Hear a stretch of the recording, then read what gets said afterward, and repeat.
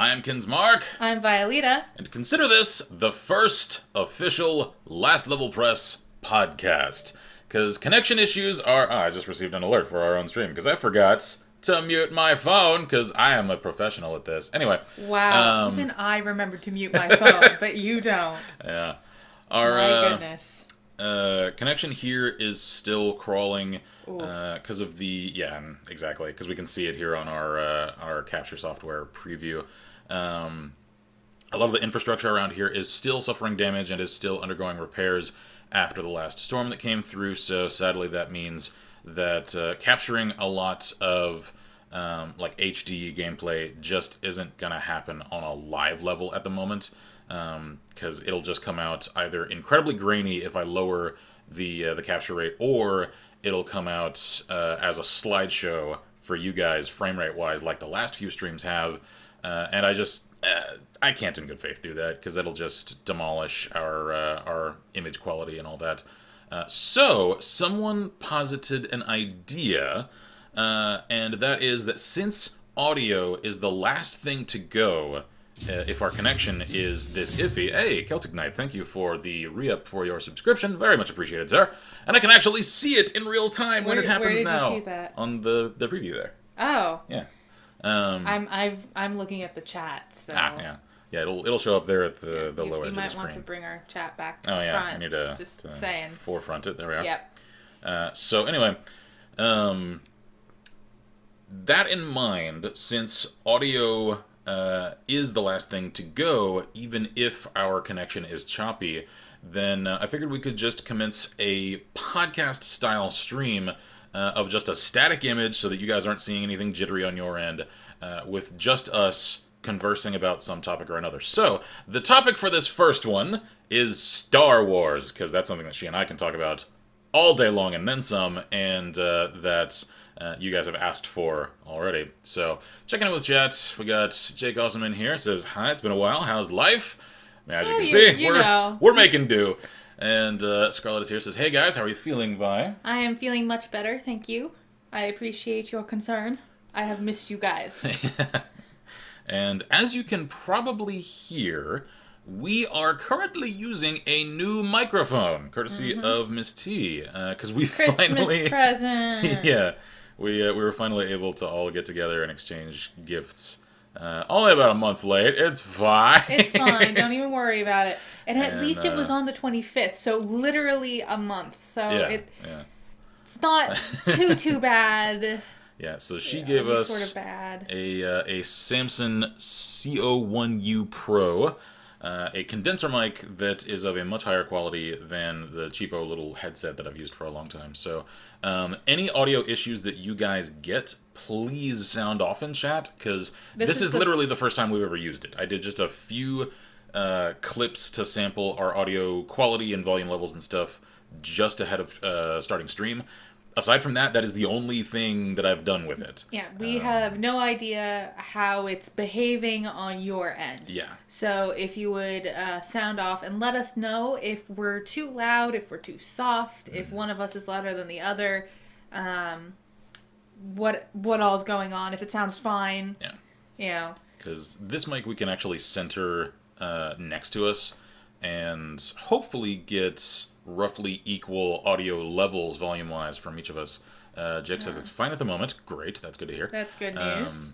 And so I'm hoping that once I iron out any hiccups that might come of starting to use some new hardware, because I mean something always does, I can actually shift to using this as our primary mic, assuming that it does give us superior audio quality to the one that we had used, which I got surprisingly high performance out of for a long time. Though this one I think will help us with audio balancing with two people versus the one. Yeah. It might still be that the other one is good for single person. Yeah, for like solo recording. But as I'm sure everybody is aware, whenever it's both of us, I'm always really soft. Yeah. Unless I'm the one wearing the mic. Yeah, and that's what Scarlett's pointing out in chat. Says mic is good. I didn't notice any difference other than that I can actually hear Vi. Yep, and I am not shouting, which is like the best thing ever. Yeah, exactly.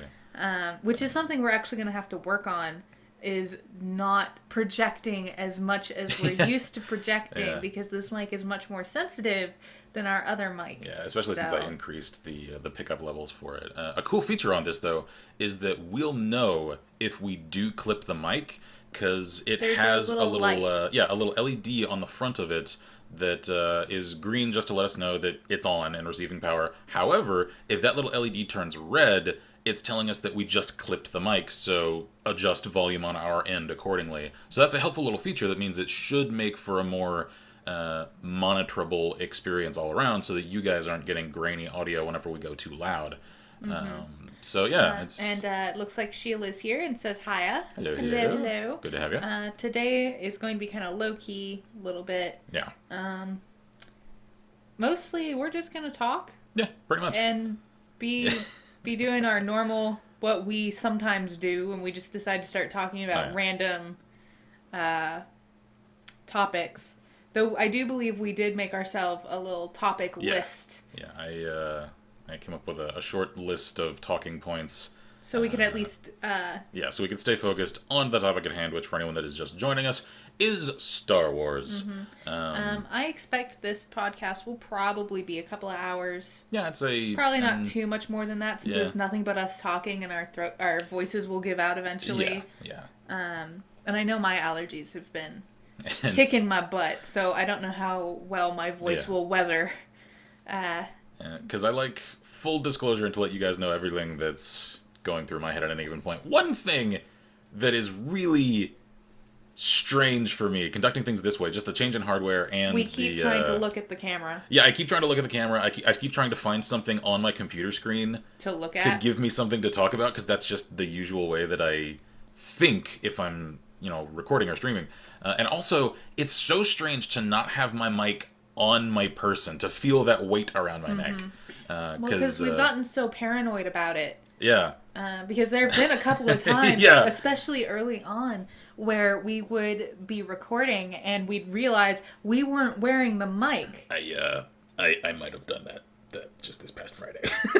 Wow, and here I was giving us both the benefit of the doubt of the whole it hasn't happened in about a year. You just weren't there. Oh.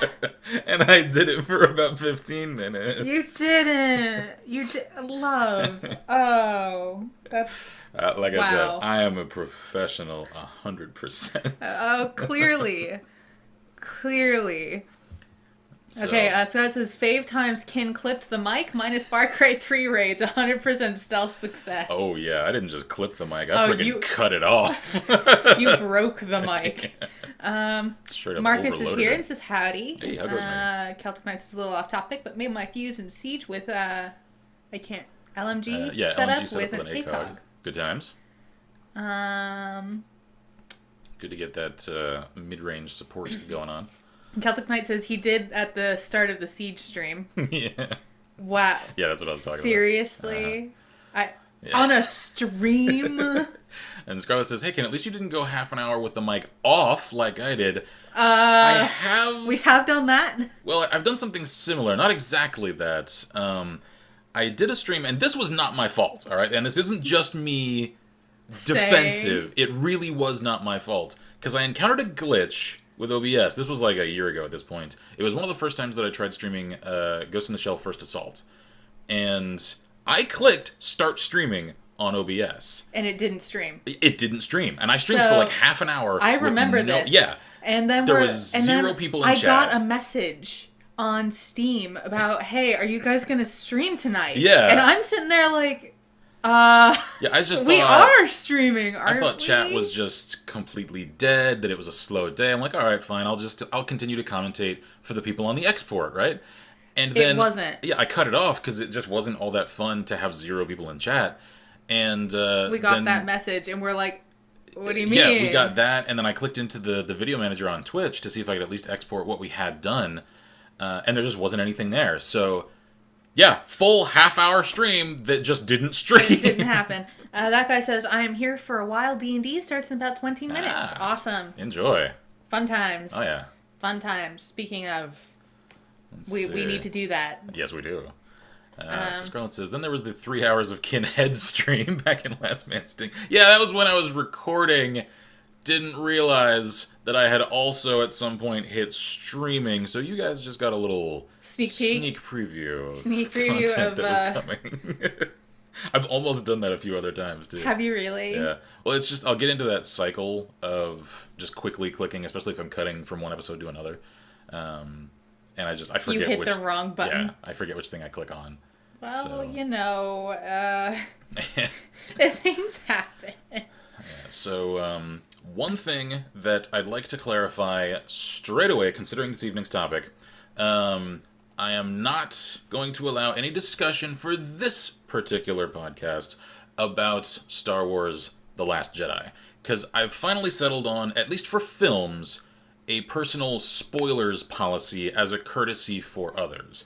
And that is, once the film has come out on DVD or Blu-ray or whatever distribution platform you'll enjoy, then I'll talk about it publicly. Until then, though, because I don't know, there's no way for me to know who has or hasn't seen it, and lurkers might not want to sound off, whatever. And we don't want to, have to say spoilers all the time. And put that in, the beginning of every video that we happen to, And so, because I know how much getting things spoiled can upset me, I certainly don't want to do that to other people, so I ask that chat respect that as well. So no discussion, especially of any details at least, of Last Jedi until it has come out for public consumption outside of theaters.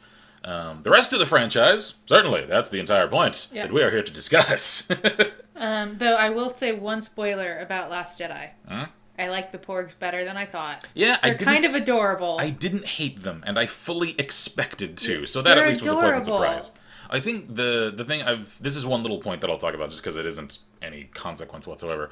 I forget who it was that I saw on Twitter made this comparison, and I thought it was really valid, is that folks expected to hate them the way that folks of older generations hated the Ewoks from Return of the Jedi. Right. And most people found that they didn't, because they didn't really play any plot role. No, they were just weren't there. Yeah. Which I did find out why is because the island on which they filmed the Skillage Island. Yeah, there's it's a protected site. Yeah, it's a puffin reserve. Yeah, it's a puffin reserve, and puffins are black and white, and like the Porgs, which is what they were supposed to essentially be, because they had to shoot, and there were puffins everywhere. Yeah, and they couldn't shoo them away because they're a protected species. So basically, they created the Porgs to have something to put on top of the puffins in all their shots. They just digitized over them. So, and then they decided to put them in a few handful of cutesy little scenes just to have them there, so everybody knows what they are. Exactly. So I thought that was an interesting reason for why they existed. Yeah. I was happy that they didn't do over much with them. No, they let them be, basically. Exactly. So anyway, shifting away from Last Jedi, because like I said, I don't want to veer into any amount of I will say one more thing about Porgs, spoilers. Though. Why did they choose the name Porg? I don't know, because it's not a very... Because that's not a cute name. Yeah. It's not a cute name. I'm sorry, whoever came up with that name. Yeah. It's not a cute name. It's not. Yeah. So why? And why couldn't you come up with something more adorable sounding? Yeah, and Margaret says I didn't really give a damn about the Porgs, to be honest, and honestly that's good. I mean, that's the point. They're just backdrop animals. Exactly. Basically. They should just kind of fade into the scenery if they're done well, and I was surprised to see that they were. So anyway. Yep. All right, now we shall move on. Shall we bring that to the fore? Yeah, let's click for our sake into our talking points. We'll move it over here so we can see it a little more centered on our own screen. So, let's see here. I can't read that, by the way, because the mic is in the way. That's okay. For me. I'll just announce them. So, okay, first topic. Yeah, first topic for this is favorite Star Wars games. That's not hard for me. Oh, I know. I know your answer. I just figured I'd start with that, considering that this is the year of Star Wars for the channel on YouTube. Yeah, so this is the year we will be playing a bunch of Star Wars games. I haven't actually released the first series for that yet, because first I got sick, and then insomnia, and then I got sick. All of this infrastructural damage around here happened, and I couldn't record for a few days, so... Here I really wanted to actually start off in, the single-digit days of January doing Star Wars games, and It just here we didn't are happen. almost at the end of January, and I still haven't had the ability to do so. Which is sad, but Yeah. we're getting there. We'll get there. It's still going to happen. So, your all-time favorite Star Wars game. Not favorites. We can get to that later. Yeah, Your singular favorite. What is your singular favorite? I actually I came up with this question, and I'm having a hard time. You want me to go centering on one? You want me to pick mine first while you think about it? You want me to give you some time to think? Hold on. Maybe I can, if I can talk through it, I can center it for myself. Because I have emotional attachments to several. Mm-hmm. The one that I think is certainly the most underappreciated is Star Wars Racer Revenge. You did tell me a lot of interesting and good things about that particular one. I thought it was a fantastic exploration of a slightly different side of Anakin, because there is a little of a story to it, and we get to see a little more of his frivolous pursuits, I guess. And it was on a practical level a very good racing game that, for some reason, as huge at the time, I guess it was just because it was a really popular N64 game, as the original Star Wars Racer was, Revenge got next to no attention whatsoever, and I consider it superior in every way. Yeah. So, it looks like a lot of people really like the Lego Star Wars games. I haven't played any of those. I haven't played any of those, mostly because we don't own any of those. I will say that mine is something that all of you probably know if you've heard me talk about Star Wars at any length. It's Knights of the Old Republic. The first one is my favorite. It was actually one of the first RPGs I ever played, ever. Unless you count Nancy Drew, which I don't. No, because that's more of an adventure game. Yeah, that's more of an adventure puzzler game. Yeah. But as far as actual RPG games go, KOTOR was my first. And of course, because you get to play as a Jedi. Yeah, a custom character. You can insert into the Star Wars universe. And then you get to pick what's happening in it. It was the first time I ever played a game that really, gave you true options. Yeah, a choice-oriented adventure. Yeah, true, because I had been playing her interactive Nancy Drew adventure games. Mm. And you do have, dialogue trees in those, but ultimately you ask the same questions no matter what order you do it in or what tone you take. It's ultimately the same thing. Yeah, it's all leading the same direction. Yeah, because it's all going to the same place. Right. But KOTOR had things where you make your choice and it's done. Yeah. You don't depending on what you did, you either killed that dialogue tree or character. Or you moved on to a different one. Things changed based on what you did, and actions you took could change, the options you had later on. Right. And it was the first time I'd ever played anything that did that. And I thought that was, the coolest thing that I had ever seen, ever.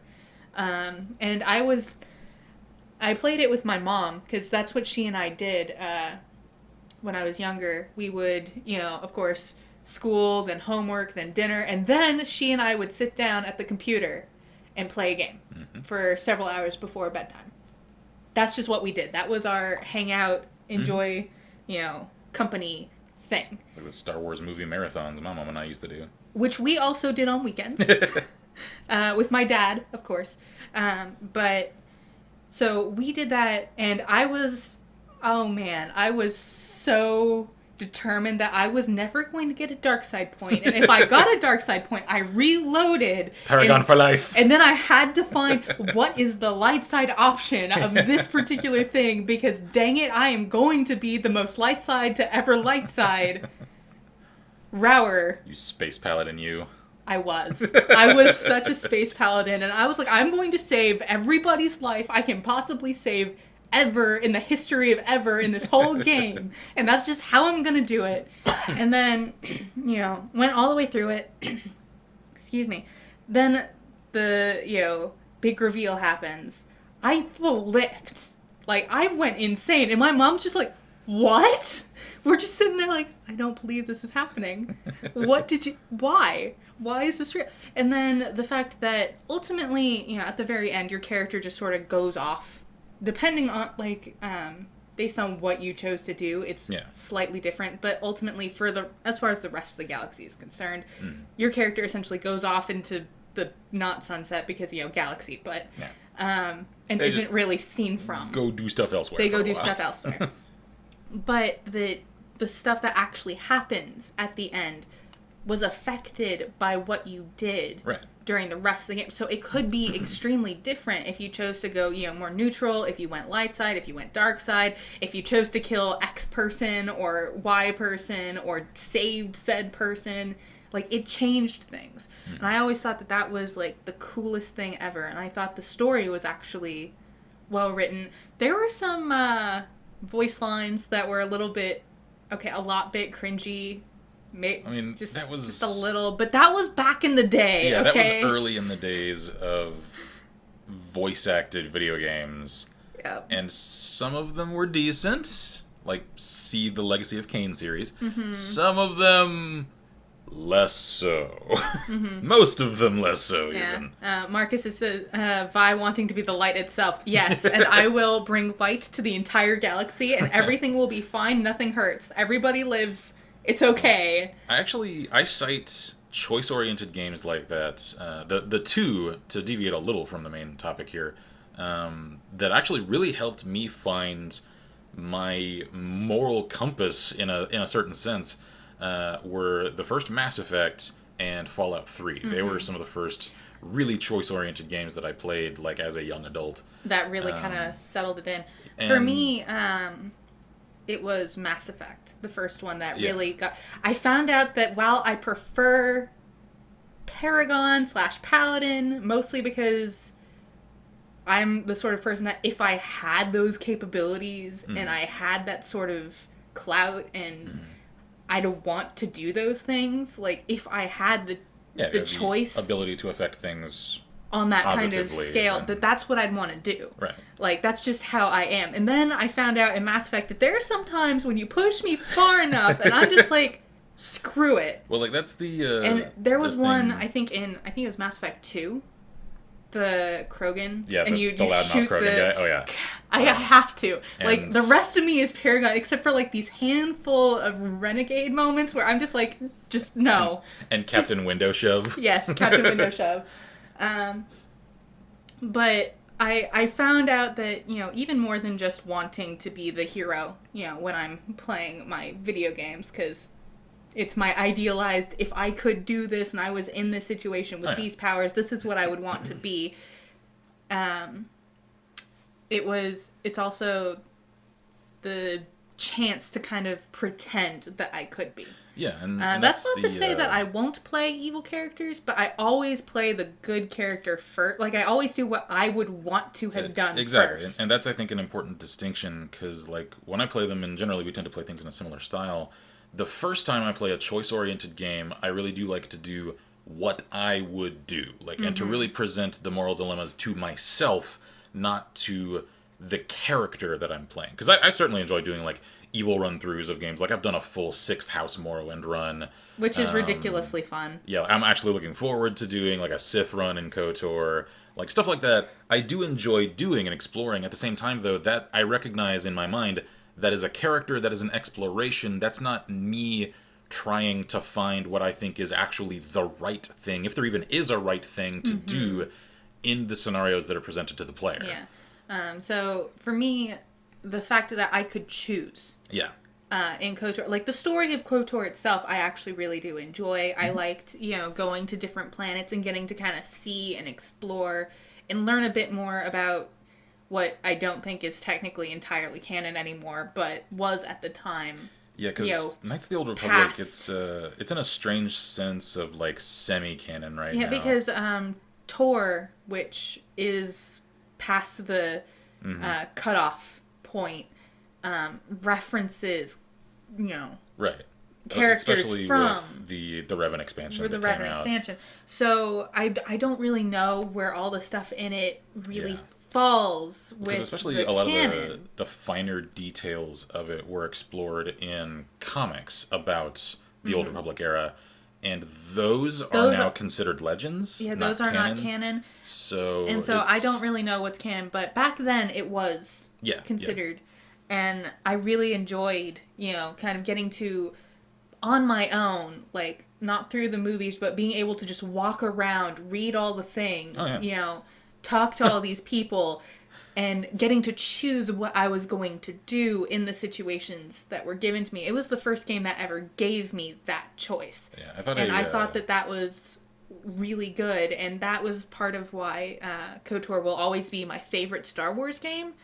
Not just because it's a Star Wars game where you get to play a Jedi and it doesn't require super duper fast coordination, which I'm not super good at. You don't want to play Force Unleashed when we get to that? No, because I will die over and over again and it won't be fun. Sorry, Malik. But, like, for me, that's part of why. And I found out later on that was kind of my first introduction to tabletop. To the D20 system? To the D20 system, because KOTOR uses the D&D 3rd edition 3.5, otherwise known as the D20 system. Mm-hmm. Like, that's the base system that it uses. That's just what the computer does for you. Yeah, the computer handles the die rolls. The system itself that everything is playing within, it's essentially the D20 system. It's essentially the thing, especially, like... Complete with the feats and skills. Yes. So, like, it was the first introduction to that I ever had, which I didn't know until I'd actually played some D&D. And then I went back because I found my old disc copy of KOTOR, and I was like, I haven't played this in a couple of years. So I booted it up, and then you start by building your character. And I'm like looking at this, and I'm like, wait, this is really weirdly familiar. And I kept going through it, and I'm like, oh my gosh. Wasn't it when I was... This is D20. This is D&D Star Wars Edition. Yeah, when I asked you to play through it enough to get to the Ebon Hawk, because I was making my replica of it in Starbound? Or Starmaid? I was confused which one's which. Starmaid, yeah. Starbound is the Pixel. Right, that's the Terraria one. Mm-hmm. It might have been, or it might have been one time before that. Because I had done one prior to that. I think it was the prior one. Okay. But I remember sitting there and looking at it and going, wait a minute. This is D&D. And I was like, Cliff, come here. Come here right now. I am playing Star Wars D&D. Oh my gosh. Complete with class choices. Oh, yeah. Like, the classes, the feats, the skills. The feats, the skills, the, primary attributes, your points, putting them in, the things. I'm just, like, complete with class skills. Mm-hmm. I was just like, what is this? How did I never notice when I was learning D&D that I was literally playing KOTOR on paper? Your favorite game on tables. I didn't notice it until I went back to play KOTOR again. And I was just like, now a few things are coming together, why I like some of the things I like. Mm-hmm. It all makes sense now. But yeah, KOTOR's definitely my absolute favorite. Though I do have other favorites, not as many as I would like, because I haven't played quite as many as I would like. Mm-hmm. That is clearly going to change. Speaking of D&D, that guy's taken off for his session, so cheers, mates. Scarlett is also gone for pest control. Yeah. But go snipe those after this year, we'll have to do a follow-up on this question after the year of Star Wars to find out if we have any new favorites. Because there are many games in my collection that I am planning on playing this year. That we've never played. Neither of us have ever played. No. I'm looking forward to that. Yeah, I do really enjoy the original Battlefront? Battlefront, yeah. Yeah, is it Battlefront? I can never remember if the name is actually Battlefront or if it's something else. No, that's it. Is that it? Yeah. The one that you played on our console. Yeah. That was Battlefront 2 on my PS2. Yes, that one. Because that one actually had a really good campaign. Yeah, I really enjoy, like, I'm not good at those games, but I enjoyed watching you play it and getting to kind of vicariously enjoy the game myself. Because I thought it was cool to have those campaigns. Yeah, and it was cool to actually see the Clone Wars from a Clone Trooper's perspective. Mm-hmm. And that I got that before I ever saw Clone Wars, the TV series. Because to my knowledge, only one other game that is on the slate for this coming year, or rather for this year now, is Republic Commando. Yeah. That also explored that same sort of thing. So we're kind of excited about that one, too. Yeah, and the thing is with that one, though, Republic Commando, as far as I'm aware, is just a clone special forces unit, whereas the campaign of Battlefront 2 is specifically about the 501st, Vader's Fist Legion of the Clone Troopers. What becomes. Well, yeah. Well, actually, they did during the later stages of the Clone... Well, the last stage of the Clone Wars. They weren't Vader's Fist when it started. Not when it started, no. They were just the 501st Legion. I really wonder now. I think I'm happy we're going to replay it, because now I want to know, having seen Clone Wars, how much is the same or different? Yeah, that's a good question. I don't know. Like, are some of the clones them? I don't think we get any specific clone character names, because I think it's just one guy's... 5. Well, all the story for it is really told through just short... Little snippets. Like mission briefings, and one character's memoirs, I suppose, of his commentary after missions. Right. So that's really the only look that we get. We'll have to see how much lines up and how much doesn't. I think that'll be interesting. I do remember, though, my favorite line from that entire game, and it's from fairly late into the campaign. Was it after Order 66? Well, that one, yeah, that was a good line. I won't necessarily give away quite what that one pertains to just yet, because that one's somewhat story specific. However, there's a line later, once the Imperial forces aren't just comprised of clones anymore. They start inducting other species. People. Yeah. And I remember his line, because they were so used to, as clones, one, interacting with just constantly one another. They knew each other on a personal level as well as a practical level, because every single one of them have the same training, the same physical limitations. They knew what they could push each other for, and they knew what they could expect from each other. Anyone else, you don't have that level of familiarity. You have to learn you just don't. And so the line is, we never got used to the new guys. And I thought that was a really condensed little commentary on... Lots of subtext in there. Yeah, because that implies a whole lot about the psyche of the clone troopers and their place in all of that. So I think that one's my second favorite, just because I liked the campaign. Yeah. I also enjoyed, the just messing around in the, just do the battles part, just because it was fun. I don't really have any other specific favorites that I can think of. Because I like KOTOR 2, I just don't like it as much as I liked the original. I did like certain things in KOTOR 2, specifically the ability to train other people in the Force. Because you could actually train some of your party members to become... I guess technically Jedi, maybe, except not because you're the one training them, so sort of. Yeah. But and I was sad that you never really got the chance to train anybody. Like, even if you thought, given what happens in the story, even if you had the thought of this person is probably Force sensitive. Yeah. Like in the first one, nothing ever comes of stuff like that. You did get that chance in KOTOR 2. I just found the story not as interesting. Yeah. What I did like about KOTOR 2 is that, because this was back before like the Mass Effect import your save, so it knows all the choices you made from the original stuff, they had dialogue options when you were learning about the history of all the stuff that happened in KOTOR 1, and by your answers, you could essentially tell it what happened when you played. So sort of like that little mini DLC for Mass Effect 2. Except like, for example, early on, they were talking about, the main character, that was the base thing. And then you could say, I thought it was a girl. Yeah. I thought she was female. Yeah. And they're like, you know what? I think you're right.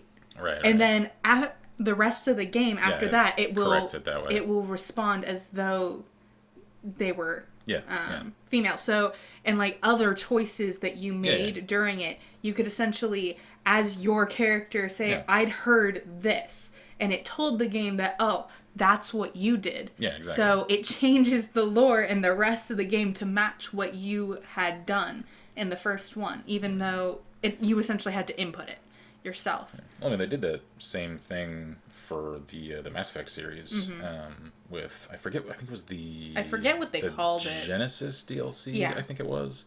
That was like a little comic strip that was like Choose Your Own Adventure, except it's Choose Your Last Adventure. Yeah, and it was basically the early version of that. Yeah. And it didn't all happen at once. It was throughout, like, as you learned things. Right. So it was throughout the game. But I thought it was really cool that even though, clearly it couldn't tell what you had done in the original, you still got the chance to kind of tell it, and it changed. And so you got only to minor continue things, but your version of the story. Yeah, but it did change it so it's yours. Yeah. It's not just, this is the canon, this is the quote-unquote canon of what we say happened. You get to still say how it ended up. Yeah. Which is actually part of why I didn't like Tor, the Revan expansion. Yeah, because it essentially put it in the Revan stone. expansion for Tor really canonized a lot of aspects of Revan's character. And I didn't like that, and it's also part of why, even though I like the comics about Revan and that, like, a part of me likes those, a part of me hates those, because I'm like, that's not mine. That's not what I chose. Well, the thing that, at least for several of the comics that I read even,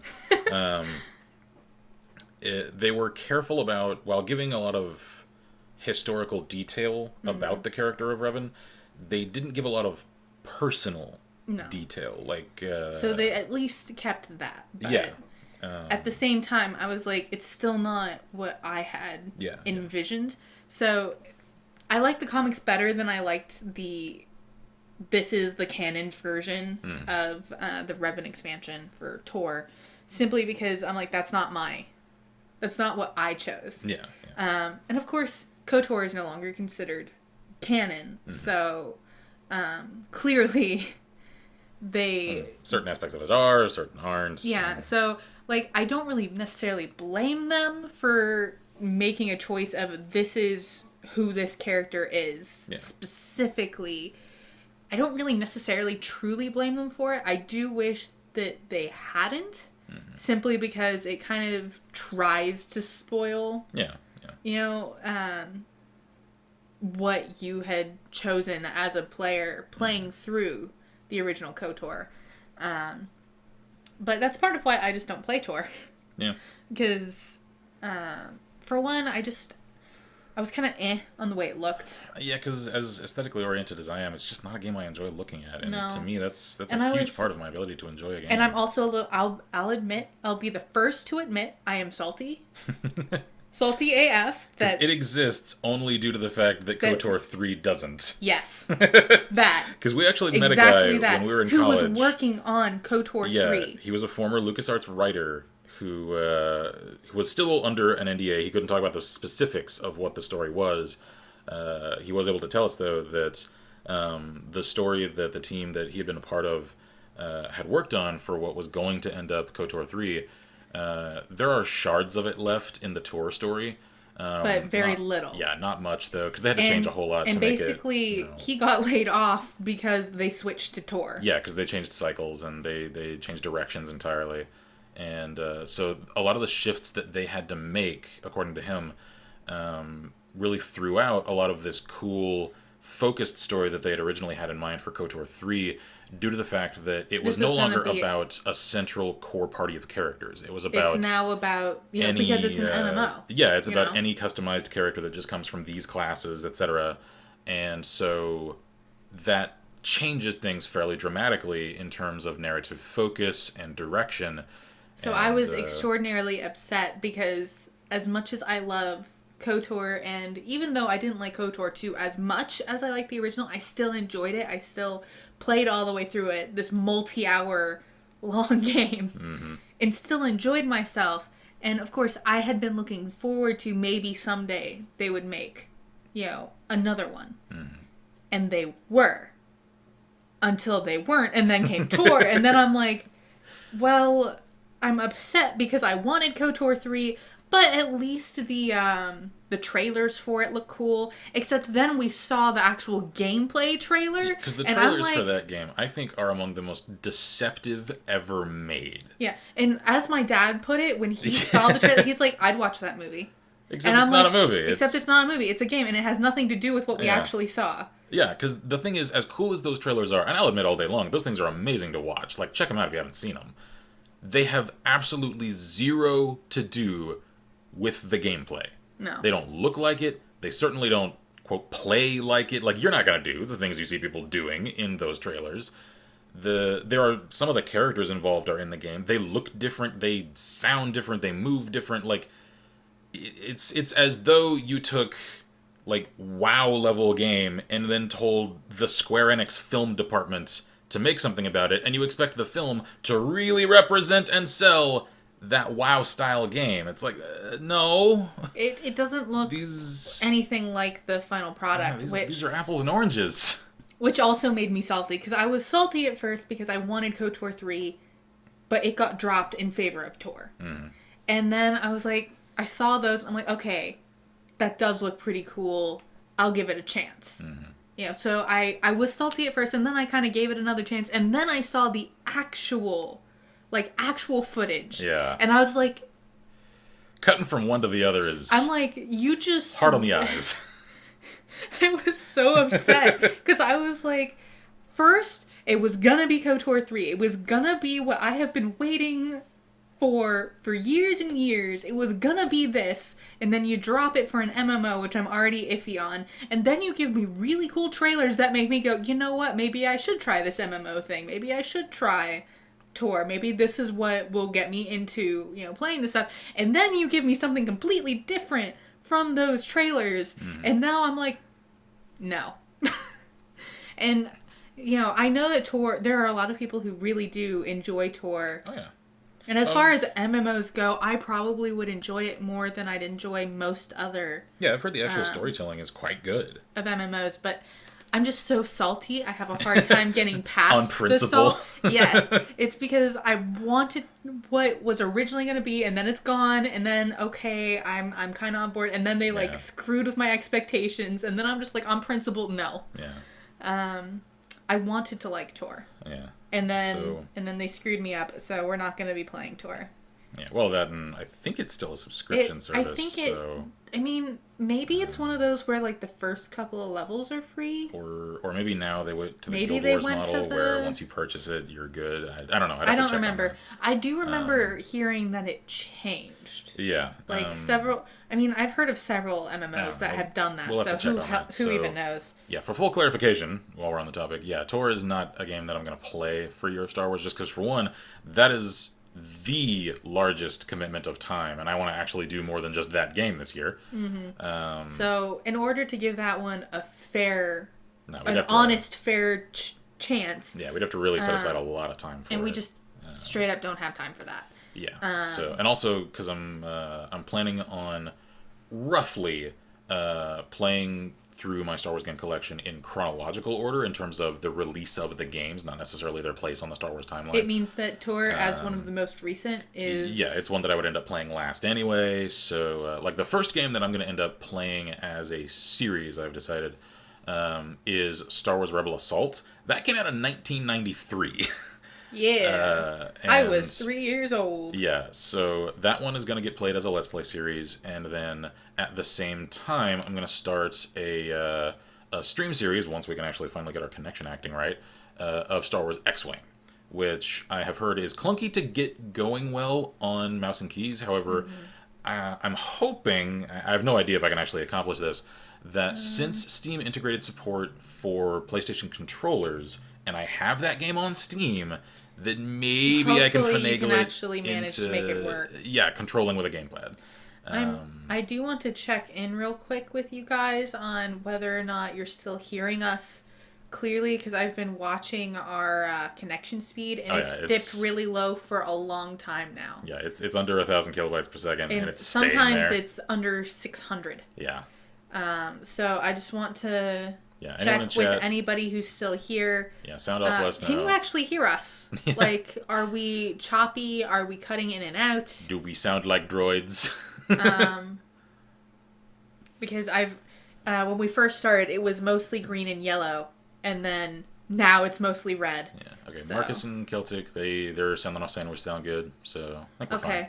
All right. I just wanted to double check because I was watching that and seeing it dip so low that I wasn't sure. At least for audio, as long as we don't dip under like 100 kilobytes per second, we're fine. Hopefully, we're good. Yeah. Okay. All right. So my favorite is KOTOR, followed by Battlefront 2. Yeah, was it Battlefront 2? Yeah. 2?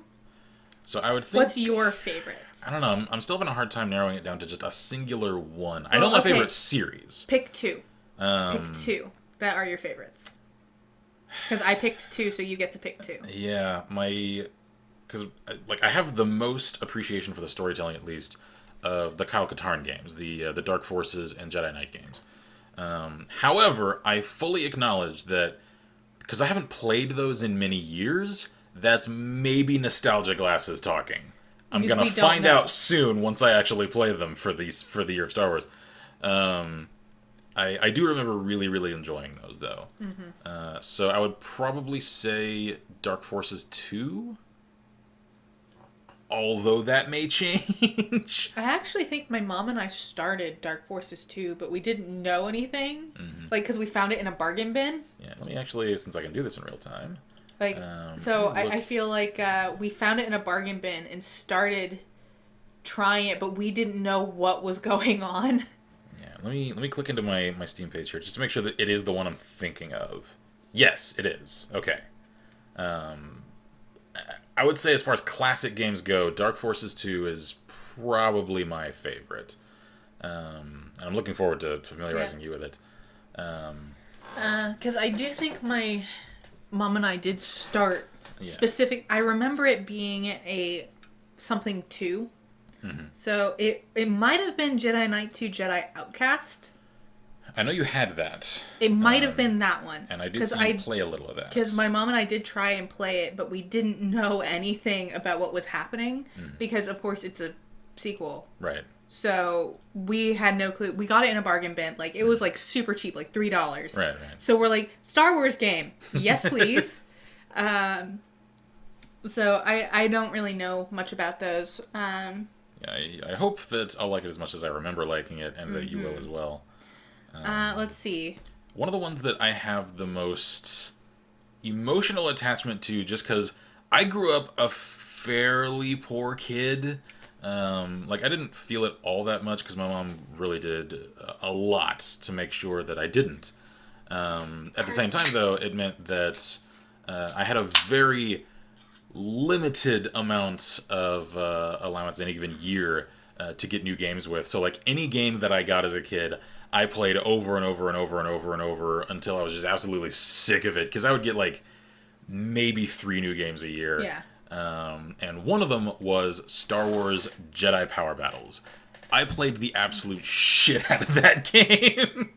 Like, I did every single little secret Easter egg, unlocked every character, etc. And, it came out prior to episodes, I think it was prior to episodes 2 and 3, because it came out right after 1, I think, coming out. And so when I saw in some of the later, more official media, the colored lightsabers that were then officially given to these characters that I had already seen for me, hundreds of hours using lightsabers of a color that was different in the games, I was immediately just no, the movies got it wrong! You peeked. I know.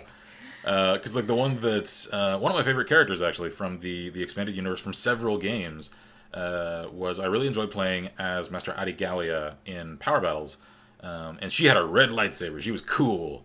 And that's because red was always your favorite color. It was, and I also I liked her fighting style. Yeah, so you played her a lot. Yeah, she was my favorite character in that game. Like, her and Plo Koon were my go-tos. And then I also really enjoyed her roles in Star Wars Starfighter, because she's the main character of those games. So for a long time, Adi Gallia was my favorite. And then I finally see her official lightsaber, and it's just, I think her official one is blue. It is I'm blue. like, no, that's not right. So that one, I don't know, because I haven't played it since that period as a kid when I played it so much, if it actually is any good, or if it's held up at all. It's mostly just your mental Yeah, it connection to was it. just my my essentially my like. Well, I know KOTOR does have some issues, and I will be the first to tell you that the opening act takes way too long. Oh, I've seen you try and chug through it. It takes way too long. Yeah. I still love that game, but that takes way too long, and you get sick The terrace part? of Terrace. Yeah. Long before you ever get to leave Terrace. Mm-hmm. So I have the same thing. Like, I know it's partially nostalgia goggles, and the fact that it was my first Star Wars game, my first true RPG, but it's still good. So I'm hoping for your sake that Jedi Power Battles... Yeah, I hope so. It's We'll find out. We'll find out. Who knows whether it is or isn't, but we'll find out. The Shall other we... one... Hold on, I have You one have one more? that One more? I want to discuss. And this is one that we're also going to cover this year. I don't know exactly how, because it doesn't really have much of a story mode. We'll figure something out, though. We may just say, we're going to do X many episodes, and that's it.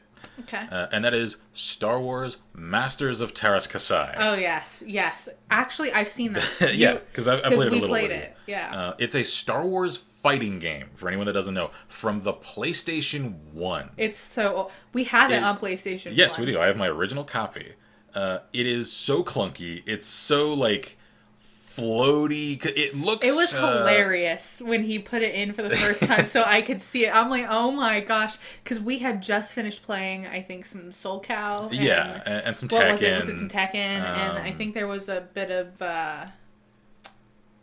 well, it's also comparable to Air Guys in a way. Yeah, like... But the thing is, floaty. if I had to compare it as a fighting game, aesthetically as well as control-wise, to something else, I'd say it's most similar to the Virtua Fighter series. I don't think you've seen any of those. No, I don't think I have. They're very mechanical in their animations. Like, you can tell that this was not mocapped.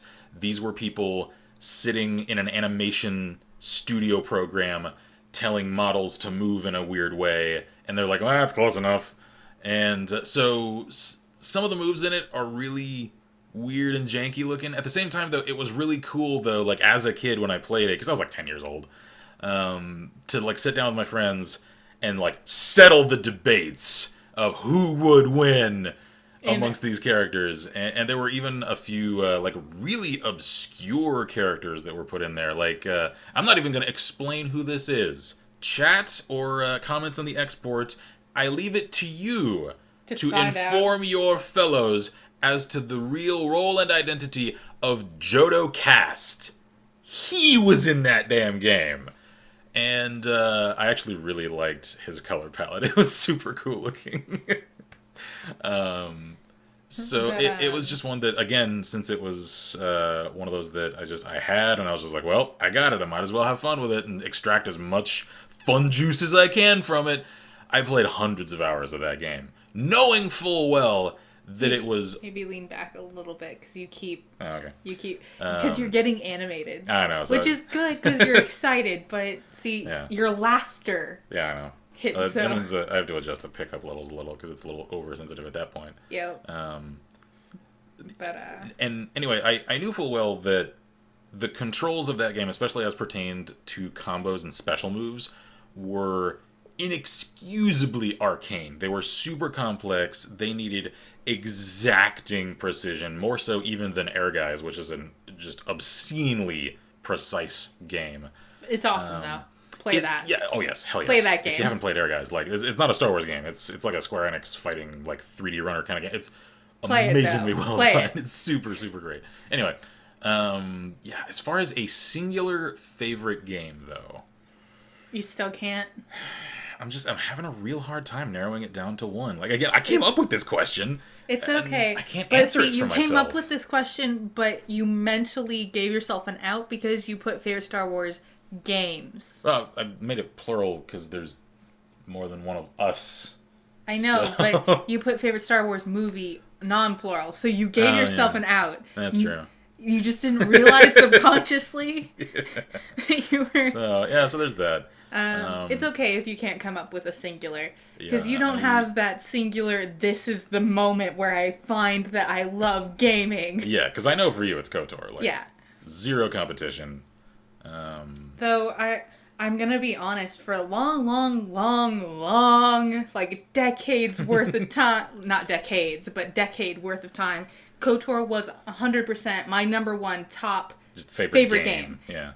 It is not anymore. And that was a really kind of a bittersweet realization to come to realize that this game that started me along the path of these other games that I, came to love, like playing things like Icewind Dale, playing Morrowind, playing other games like that.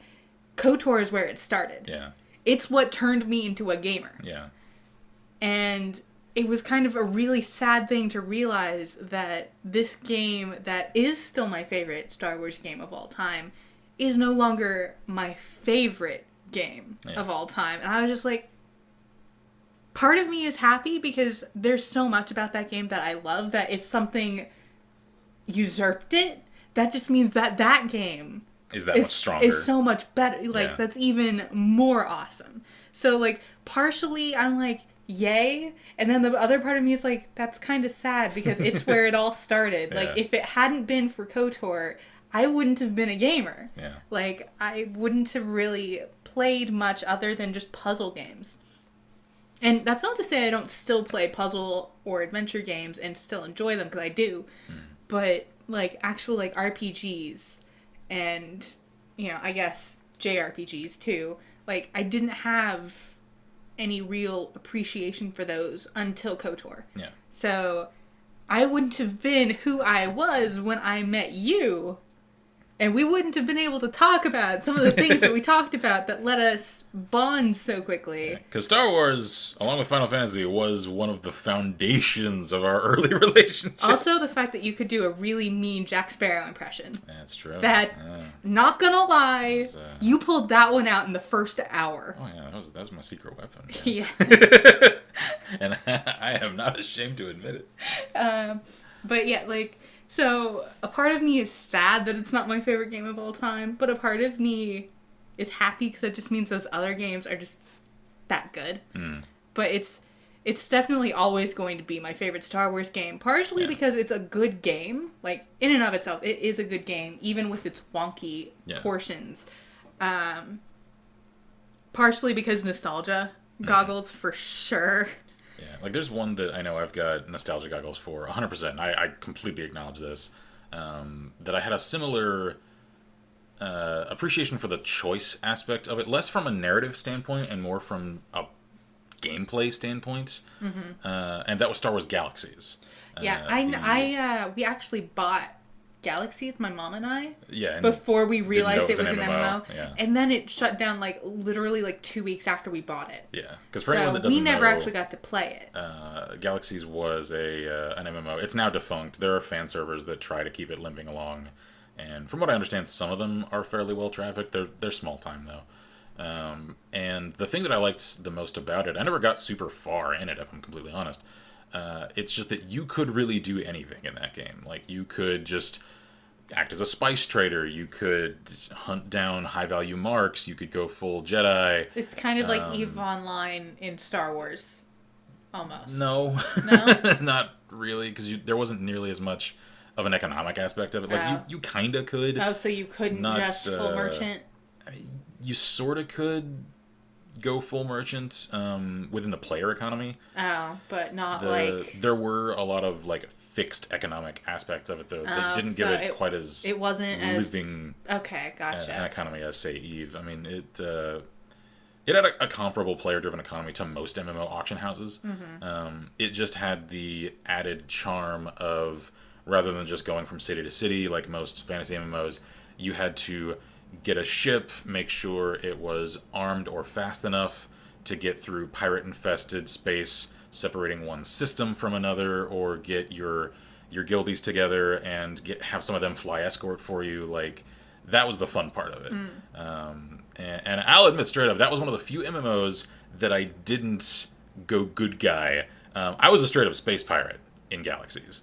And I enjoyed doing so, because the thing that first drew me to it was the fact that it's, for its time at least, its spaceflight controls were pretty good. Like, you could actually dogfight pretty well They in were that pretty game. pretty legit. Yeah, and so it was fun to just get like cheap throwaway fighters And just go and like harass traders just or for fun. try to For take funsies. on somebody in a fancy X-wing that you could tell like it was just a gift from their guildmates, and they didn't really know what to do with it, and to then like take them on in like a Z95 headhunter.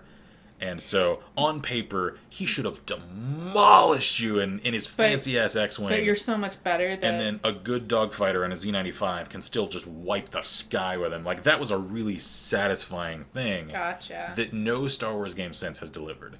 Yeah. So I'll always have a certain soft spot for it, even though I know as an MMO, it was clunky, it was slow to progress, it had a lot of issues that now people would consider unacceptable. Like, it had a lot of flaws to it. At the same time, it offered You still have more, some... Yeah, and its pros were, to this day, that it offered more freedom than most MMOs in general, much less Star Wars games, ever did or have since. So I'm certain that it would annoy me now because of the issues that it did have. But back then, it was something that you hadn't gotten before. Yeah, at the time, it was super innovative, and I loved it for that. I didn't get to play it for very long. I only played it for about a year. And it's just because I couldn't afford to keep up the subscription for it. Oh, yeah. No, I totally get you on that one. That, for me, is my biggest hurdle. Yeah. Yeah. I'm hoping more games end up going the Guild Wars route, and You rather just buy than, it, and then you're done. Yeah, exactly. Like, I know having a purchase up front, it does act as an obstruction for, if you don't have a really cool and inviting looking game, just getting people into the servers, Yeah.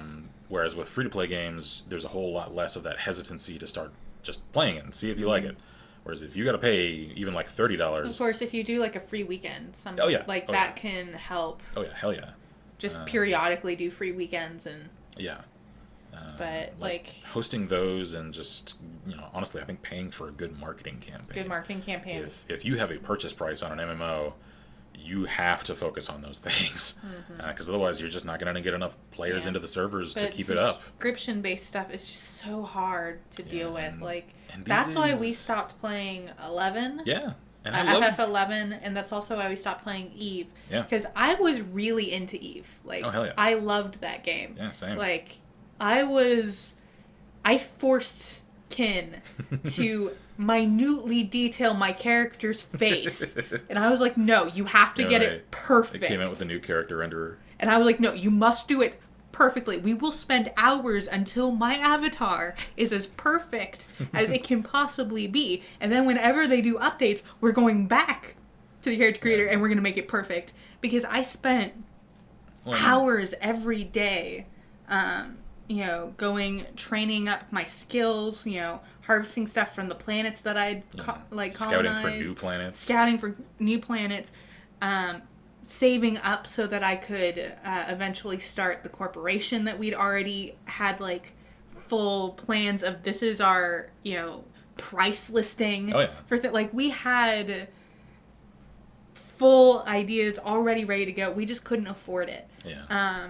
And Eve is one of those that I feel like it is worth the subscription price. It is. Simply because they do so many updates so often that they're huge updates that would have been a new game if it had been anybody else.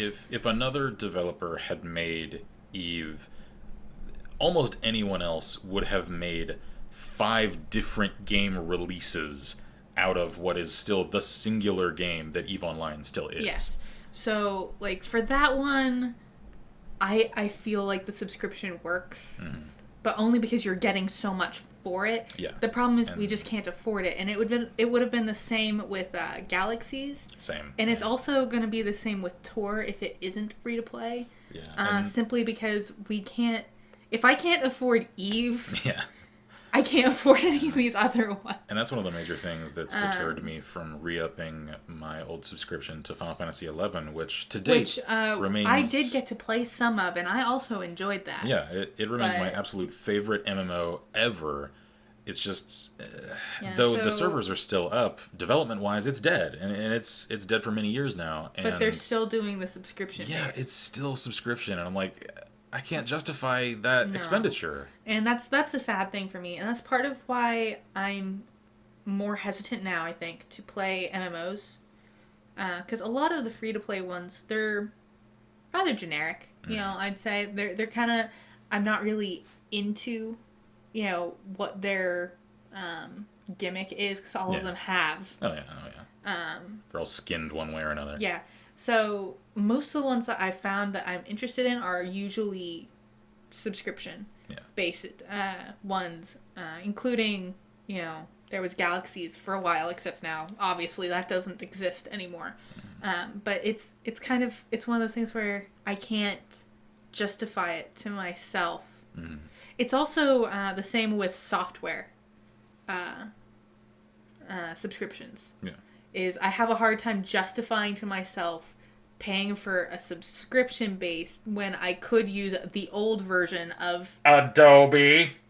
Yeah, that one, specifically that one. Like calling you out there. And like how like the new Word and stuff like that is. Wait, are they doing that? I think so. Seriously? I thought they had. Maybe they haven't. But like I would just use like my old disk copy of Word, and I just install that because I can't justify to myself the price for buying something that I already had the thing for. I mean, I've got Word 07 and it works just fine. And for example, the Adobe thing is like I couldn't justify paying that much over and over again for something that, for one, is poorly laid out. Yeah. And requires internet access constantly. Yeah. And, it's not just Adobe. It's a whole bunch of the subscription style things. And I hate that direction simply because if I'm going to buy something, and this is including games, if I'm actually going to spend, anywhere from $20 to $60 to $70 on something, I want it to be mine. Yeah, I expect to own it. Like, it should be mine. I should be able to play it and use it whenever I want to use it. Not just an expensive rental. Yeah, and that's part of my problem with subscription-based games, is a lot of the time I don't find that subscription price feasible. Yeah. Well, and especially with games that don't update, or especially those that don't come out with major content additions that don't just get sold as expansions. That I'm like, why am I paying? Exactly, like why am I paying this much every month? The amount of money that they charge from all of their players, vastly in those cases exceeds the costs of just keeping the servers online. So it's like, what's this going to? And I feel that way. You know, like it feels that way, and I feel like I don't get enough for the money I've spent. Yeah. And I think that that's really part of why I don't MMO much. And that's part of why I don't... Like, I'll have to look into Tor and see if they've done something that I can be a bit more accepting of. Because I would like to find... Since we're live, let me actually see. I think you can get Can you get Tor it via through Steam? Let me check real quick. Let's see. The Old Republic. There we go. No, it's just KOTOR. Yeah. Okay, so it's not on No. Steam. It is not on Steam. So it's probably via their own launcher. Let me see if I can find it, because I am curious about that.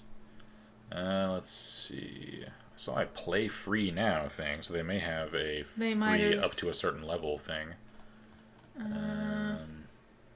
Play premium or play free. Okay, so there is a difference. What is... Oh, man, I'd have to make an account and stuff to see what the free thing entails. Yeah. So let me just see if I can find an answer here. Ah, here we go. Up to level 50. Yeah, alright.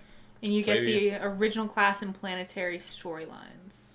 Former subscribers and players who have purchased cartel coins are now known as preferred and have fewer restrictions in-game than free-to-play characters. Okay, so it's similar to what a lot of MMOs have done, and so you can play up to a certain cap now for free. So I might someday give Tor a chance. Yeah. Just because we can play for free up to level 50. The problem is we have so much. Yeah, there are so many other things other first, games to do that, unfortunately, that's not going to happen. We kind of went off on a tangent there, but it's a podcast, and we just have bullet points, so we're just gonna... I had a concern at the start of this that I hadn't come up with a long enough list of talking points. Oh, we're gonna be fine. We're on talking point 3 of, 7. We're gonna be fine. Yeah. So I think we should move on to our least favorite Star Wars games. Yeah, because that's the next point. So least favorite of the ones we've played, not of the concept. Mm-hmm. Least favorite of the ones we've played or have seen played, I guess. Force Unleashed 2. Because we couldn't play. It's a hard tie for me. For me, I think it's Force Unleashed 2. And then personal playing was Jedi Knight Jedi Academy. Not necessarily because that game is bad, but because the copy my mom and I had was glitched. Copy, yeah. So we got stuck, didn't know it was glitched, and spent hours trying to figure out how to get past, it was mission 2 or 3. It wasn't even that far in, and we couldn't get past it. So I just have I have a bit of a negative association with that one. Hopefully we'll dispel that. Hopefully we'll fix that one. With our series on it. But... Force Unleashed 2. For me, it's a hard tie of Force Unleashed 2 and, for a long time, until I played that one, the classic hatred that I hold for Star Wars Episode 1, the game. Oh my. It's gonna be great. Because that thing... I know I've seen... Yeah. Specifically thing. I know I've seen the Game Grumps play a little of it. They didn't get far enough to get to the real fun. Oh boy. I don't know if Team 4-Star have played it, because they've played a lot of Star Wars games. I do not know. Just check it out if you're interested. If I can get my hands on a copy, we'll play it. I don't actually physically have one right now. I'm looking for one, though. Because I do want to revisit it, even though I know I'm going to hate it. And it's especially due to the Tatooine level. That evil BS. Sweet Lord, the Tatooine level. It's okay. We'll get there. Just the one thing from that, just as a nice little starter, is that the game trains you for the first few hours of it to reflexively deflect incoming shots from enemies with your lightsaber, because you're playing as the main characters of the game, which is usually Obi-Wan and Qui-Gon, etc. AKA Jedi with lightsabers. Yeah, exactly. And then Tuskens happen. And you can't do that. Projectile rifles whose rounds penetrate straight through your lightsaber, and I can't remember if they insta-gib you or if they just do heavy damage, so 3 shots will kill you. And there's no cover. They have straight up aimbot. There's nothing you can do about these things aside from just trying to time out your movements to their shots in this excruciatingly demanding way. And it just makes that entire segment grind to a halt. It's unfun. It's unpleasant. And I remember I had played it as a week-long rental when I first got my hands on it as a kid. And I had never felt such a fury at a video game in my entire life. It was the Infernal before Infernal. It was my first experience with a rage game, because that's what that game is to me, and I have not forgotten it since. So for me, it's Force Unleashed 2, because we played 2 different versions of Force Unleashed 1. We played the that one's weird. It was the PS2. Yeah, there's the PS2 version, which is really good. It is really good. It's not as pretty. It's not as pretty, and there aren't quite as many features. However, there's more story. There are just straight up more missions, more characters, more interactions, more cutscenes. It's better. Yeah, there's just more game there. And then we played the PC version. And I kept asking, because we played the PS2 version first, I'm like, where's the rest of it? Yeah, we were confused, because we're like, yeah, this is prettier, frame rate is smoother, but where's the rest of the game? Yeah, they skipped an entire planet. They skipped all of the holocron sessions in the Jedi Temple. All of these fights against legendary Sith from the past as a growing experience for Malak. I'm like, where did all of that go? It's not in the PC version. So we played it. We essentially played that game twice. Yeah. Two different versions of it. And so, we enjoyed it enough that we wanted to play the sequel. Ugh. So we bought the sequel. The first attempt was a complete and total failure, because the first attempt was with the launch version of the game. Literally slideshow. Which, yeah. Literally. Came out, launch, incompatible with PC operating systems. Across the board.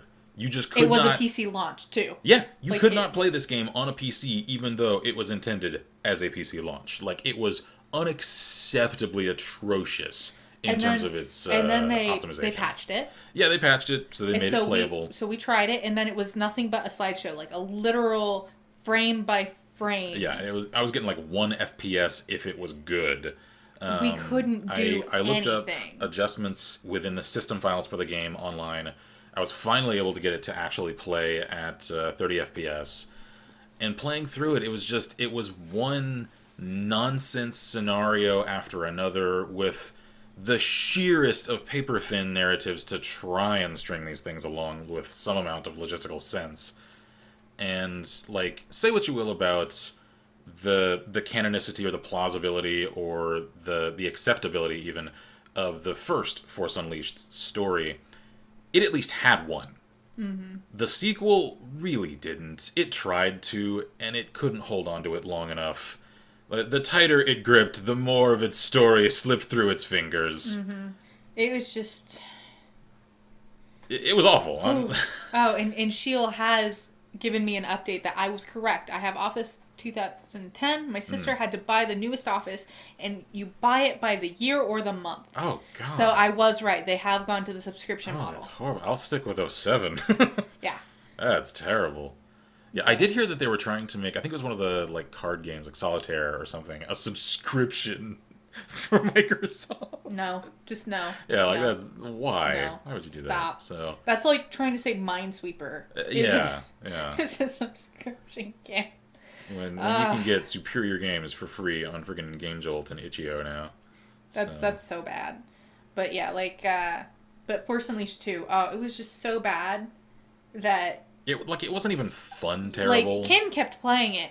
I got through like the first hour or two watching him play it and said, nope, got up and went to the other room and just read. Yeah, she just pieced out and did other things. Because I was just like, no, I can't. I finished it out of obligation because I was like, well, I started it, I might as well. But, like, that is my absolute least favorite of all time simply because I enjoyed the first one Correction, I enjoyed the first one on PS2. And that is the one that we're going to play. We're playing the PS2 version because we consider that to be the better version. Yes, which is weird to say out loud. Very strange to say. But Force Unleashed 2 is just so bad. Yeah, it's just so bad. It really does play like a tech demo, not like an actual game. It's a tech demo stretched out way too long. Yeah. And I just can't. I just can't. Yeah. So it for sure is my least favorite, and we've gone over your least favorites. Oh yeah. So what's our next? Next topic is super original. It's just favorite Star Wars movie, and we're just gonna go episodes 1 through 6. Yeah. Okay. Well, I have Okay. So, emotionally speaking, I have a favorite, and then critically speaking, I have a favorite. Mm-hmm. Emotionally speaking, my favorite will always be Return of the Jedi. Forever and always. Because one of my earliest memories is sitting in front of the TV with my parents watching our copied VHS version of Return of the Jedi, complete with having watched it so many times, the tape was deteriorating. And so you would have those little tape things, like the lines down the sides on accident, like just in certain scenes because we just watched it so often. The scan lines. Yeah, and like the colors were starting to go off. Like I remember that very specifically, and I also remember having to have them tell me when the Rancor scene was done because the Rancor scared me so much as a kid that even though that was like one of my favorite movies of all time, I couldn't stand watching it. So I I would hide my head in a pillow, and then I'd plug my ears, and my mom or dad would have to tap me on the shoulder to tell me when the Rancor scene was over so I can continue watching it. And I was weird because I had a specific favorite scene.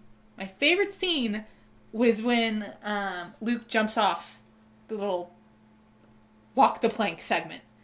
Oh, that was the skiff. On the skiff. Tatooine. That was, for some reason, that scene and the fight scene that came after that, that was my favorite. His little salute. Yes. That was my favorite. Don't ask me why, because I can't tell you, but as a kid, that was my favorite scene. It's immediately followed with Fett's underwhelming yes. death as far as the canon series is concerned, because he died there. Yep. And it was only revealed that he didn't in content that is now considered Legends. So yeah, that is now canonically that's where Boba Fett died. Unless they come up with stuff for him later. Unless they do something else with him. Which, since they are going to make a Fett movie, they probably will. They might. Depending on whether it's a prequel or a sequel or like a midquel or whatever. But yeah, so emotionally speaking, Return of the Jedi, forever favorite. Mm-hmm. Partially, I think, because I've always liked the redemption arc. Concept. Yeah. And because Darth Vader is just freaking cool. Oh, yeah, so having him turn into, like, final good guy. Mm-hmm. Yeah. I found that very rewarding to watch. Mm-hmm. So I really liked the ending of it. But I love the look on the Emperor's face when he gets thrown down the he's just like, what? The chasm. Just so confused. Just angry confusion intensifies. Yeah. But as far as, like, just critically now, looking at things, not just from my emotional nostalgia, this was always my favorite lens, I'd say A New Hope is probably my favorite. I'd agree with that. Simply because I think its arc is the best. I think it's the most contained. It's the most contained while still feeling like there's more going on in the world than what we see. Yes. And I really liked... It was always, of course, the introduction. Yeah. Oh, yeah. Yeah. So I feel that the movie itself is very self-contained, but all the characters really kind of are themselves while still feeling like there's more to them. And honestly, Leia was my hero. And she stayed that way through all of them. Well, but especially at specifically, the time, New Hope Leia was like... That is a princess who is not afraid to sass to her captor's face. Well, and at the time it was really, I hesitate to use the word innovative. Well, however, because it was kind of risky. Because the damsel in distress archetype was well known, well beloved. Oh, yeah. And she was a damsel in distress, except she wasn't the way... Well, she went from a damsel to then picking up a gun and fighting more than the guys on the team. Uh-huh. She carried more than her own weight. Yeah, exactly. And that, especially for the time that it came out, just like no one had done it. Mm-hmm. It's certainly not in a non-serious sort of way, because that was at the very start of the feminist movement that really hadn't made its way into media yet. Yeah. And so to then really do something with a product that was meant for consumption for entertainment, and to start really normalizing that sort of idea was fairly radical for its time. Yeah, so for me, I will be 100% honest with you guys. As a little girl, up into, early teens, I was obsessed with the princess idea. 100%, I was the sparkly princess lover kid. I will not lie to you. I had blankets that had princess embroidered on it. I had pillows. I had princess stenciled across my wall in my bedroom. Still there. It's still there because we haven't painted over it yet. Yeah. I intend to, but we have not done that yet. It is now hidden behind a bunch of bookshelves. But I loved the princess idea. I was very much the Disney princess fan. Mm. And to have a princess, in name even, not just, concept, because my other favorite was Belle from Beauty and the Beast, and because she marries a prince, she becomes a princess, but she wasn't originally. Yeah. But to have a princess who was smart, sarcastic, willing to pick up a weapon and try to help save herself, she was just this amazing hero to me. Like, she was what I wanted to be. Yeah. And it didn't hurt that she had brown hair. Because that was back in the day when it was always blonde, pretty much. There's definitely something to be said for, representation and therefore relatability. Mm-hmm. Like, that's something that I think is currently popularly downplayed, the value of having someone that just looks like you on screen. Yeah. Like a part of me nowadays, I have kind of a weird relationship with that. Like, a part of me thinks that as an author, I appreciate it when authors, they have a concept and they have a vision of what that character is and looks like and where they come from, and they actually stick to their guns and keep them looking the way they envision them.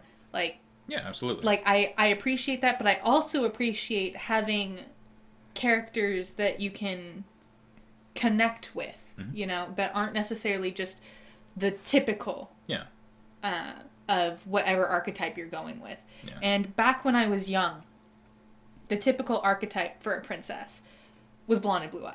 Mm-hmm. You would get the rare redhead, just I think for... Because that entire archetype comes from a very northern Eurocentric perspective. And like the hair of gold and eyes like, exactly. Sapphires. That kind of concept was, that was how it was. So as a little girl with brown hair and brown eyes that I used to think looked like dirt, like... I've gotten much better about that particular self-image thing, and I have a lot of ways that you can describe brown hair and brown eyes that don't equate to poop and dirt. But as a little girl, when you're, hearing fairy tales about, the golden hair or, like sunshine or like having what felt like really plain coloration. Right. There weren't a whole bunch of things that I felt like made me feel pretty with it. And it's only been late teens where I actually recognized that this was even a thing I had, even back when I was little. Because, having the blonde hair, blue-eyed, or, more exotic colors that was the thing. Like, brunettes were not very well... in at least the princess subculture for kids. There weren't a whole bunch of that. Yeah, it wasn't like a celebrated image. No. So most of them, like, there was Cinderella, there was, Sleeping Beauty, there was, and there was a lot of blonde, blue-eyed. There was some black-haired, and there was, of course, Ariel with redhead. But there was only pretty much Belle as a brunette. And that was it, really. As far as hair colors go for, like, for my little kid self. So having a brunette, brown-eyed princess who's kicking butt, taking names, snarking to her captors' faces, who she knows are probably going to kill her, and did, in fact, torture her, and she's just like, no. I am not going to be weak in front of you, and I'm going to be snarky to the end. Well, it's like it was such a big thing for me that I can't help but be really happy that existed. Yeah, one of my favorite things that I read from an interview with Carrie Fisher regarding Return of the Jedi is that, for one, she hated the segment, the Slave Leia segment, essentially. Oh, yeah. In which she associated very strongly, and correctly so, all of the time, with the exception of the very end of that segment, that she spent in the metal bikini with having no speaking lines on screen. She was silent. And so when Lucas asked some of the creative team, and as well as the actors, for input about, like, okay, we got to kill Jabba, how are we going to do this? Do you want to? And she was just like, yes! And then they asked her, do you want your stunt double to do it? And she says no. Yeah, she was just like, no, I'm doing that myself. So she insisted the empowering, I will... personally killing Jabba with the chains that he had used to silence her, essentially. And that was a very important thing for her. Yeah, and I also really liked that. Oh yeah. Like, so It's a really cool story. that is a really cool story. So for me, Leia was really awesome, and seeing, knowing the history of the time frame of A New Hope, and seeing Leia as, who and what she is in that story, makes me like that particular movie even more. I think A New Hope for me is the strongest narratively, largely due to the fact that no one knew if it would succeed, and a lot of people didn't think it would succeed. They did not know for sure. Because no one had really done something quite like that before on a big scale that was meant to be sci-fi, a popular big thing. The genre wasn't considered an adult genre, really. It was considered something for children. It wasn't considered a genre for the exploration of serious ideas.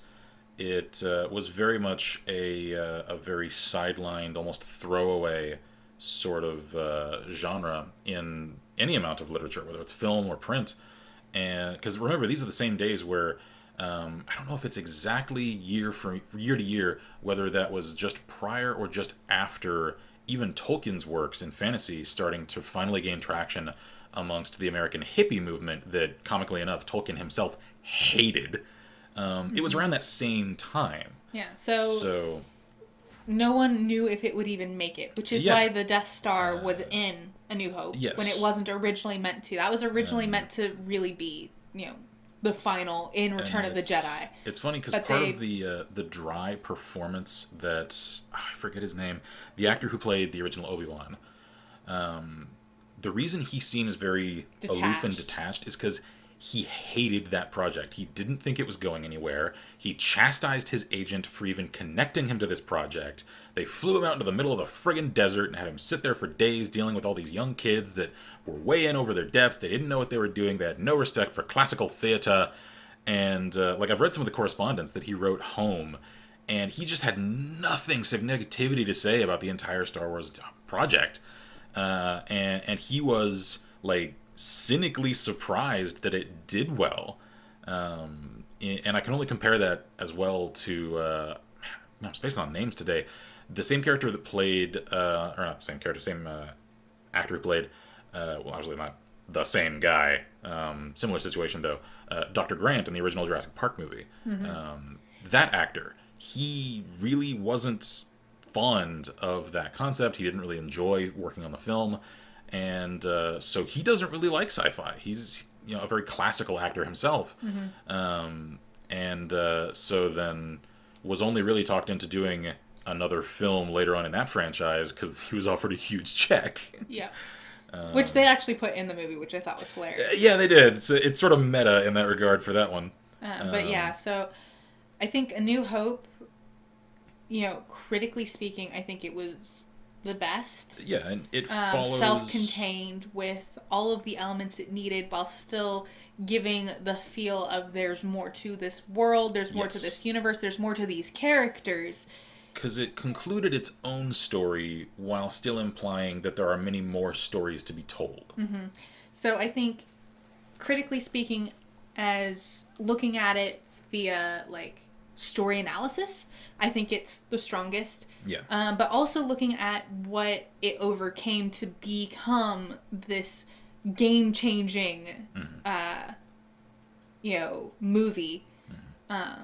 I also think is really cool. I think that's what puts it, for me, ahead of the film that most consider the strongest in the series, Empire Strikes Back, simply because Empire didn't really finish its own narrative. It's very much a cliffhanger ending. It's a cliffhanger. It's really a connector.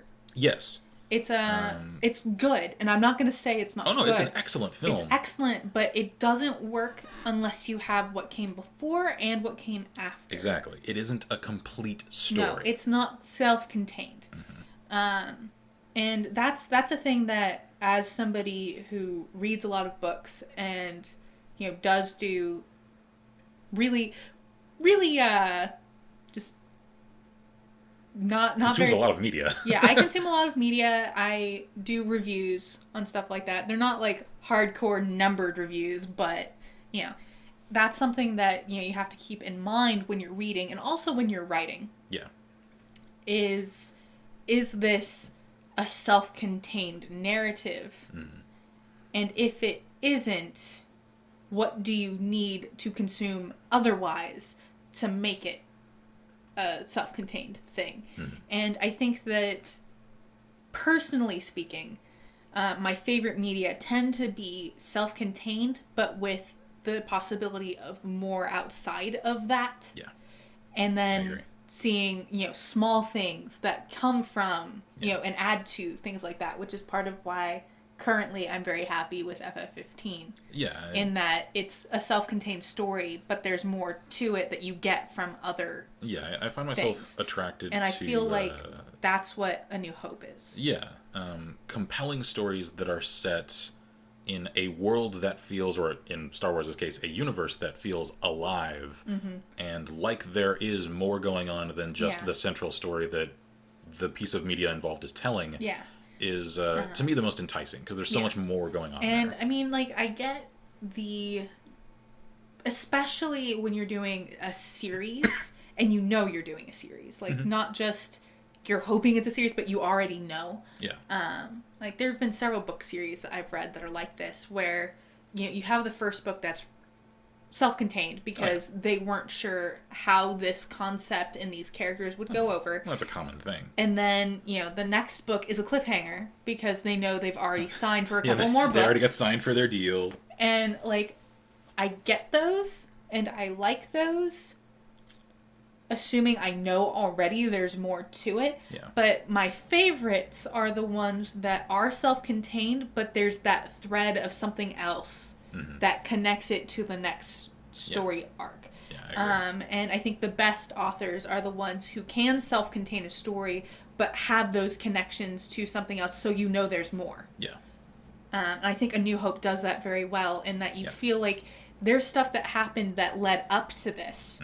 And there's stuff that's going to happen after this, because this is only one battle within the war. Yeah, and you know that going in. I feel like Empire, as amazing as it is, and it is kind of the other kind where you have those connectors, and then more stuff happens, makes a bigger mess. You kind of sort of narrow some of it down, but not really at the end. Most things aren't tied up yet. Right. And then it moves on into the next thing. Empire assumes a lot of the audience. For one, it assumes that you've seen its predecessor. Yeah. And it assumes that you will like it enough to then see its sequel. Yeah. And, like, if you don't, that could really play to its detriment, considering that if for whatever reason you don't enjoy Empire and don't want to watch its sequel, then the sequel isn't going to prop it up for you if you never see it because you didn't like it enough to see it. Yeah. And that, I think, is a legitimate failing. Yeah, I think it needs to not be one of those that needs the bookends. Exactly. Basically. So even though I thoroughly enjoy Empire, don't get me wrong, like it's still one of my favorites of the series, I feel like A New Hope was narratively stronger all around. It's why I say, critically speaking, Yes. I think A New Hope is the best of the Star Wars movies. Yeah. Just because of everything that went into it to begin with, the history of, everything that was going on during its creation, and, it's kind of kick-started, this new chapter of the way media works. Exactly. And it really put sci-fi on the map as a legitimate genre. Yeah. And I think that story-wise also, it really holds up as, a strong narrative that's self-contained while still maintaining that there's more here. We've just happened to have focused on this one thing, but it feels more like we've just focused on this one thing. But if we wanted to, we could pull out and focus on anything else. And I think that's part of why, critically, I think it's better than my personal emotional favorite, which is Return of the Jedi. For me, Return of the Jedi, I like it because mostly happy ending. I prefer, I like the redemption arc. So, like, those particular aspects of Return of the Jedi really you know, spoke to me specifically. And of course, there's my nostalgia, happy goggles of remembering watching that over and over again with my parents as a kid.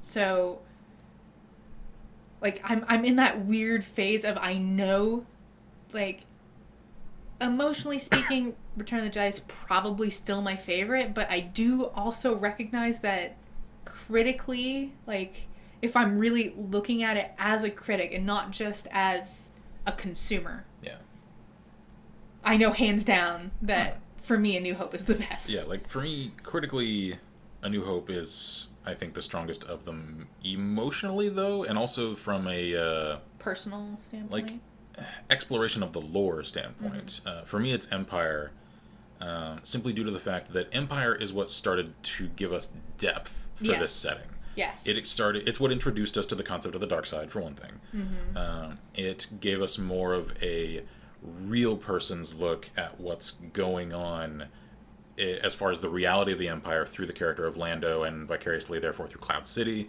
Yeah. We get to see a little more of the day-to-day of how real people are living, not just how these scrappy rebels are getting along. Right. You know, how much of what we're seeing in, like, A New Hope, for instance, at the very high levels of Imperial government, essentially, like, how much of that corruption and malevolence really does trickle down into the day-to-day experience for normal people. Right. And we actually do get to see that, it kind of does in A New Hope, or not A New Hope, in Empire, in a way that A New Hope really didn't let us see. Yeah. And so I do feel like for lore depth, that really was where it started getting truly deep. So I do agree with you. I think that as a movie... And its tone was darker, too. Its tone was darker. It starts with a straight-up just field combat war scene. Yeah. With the Hoth raid. Which I personally really enjoyed. Oh, yeah. Hell yeah. The Hoth raid is one of my favorite segments in all of Star Wars. And it also... I think the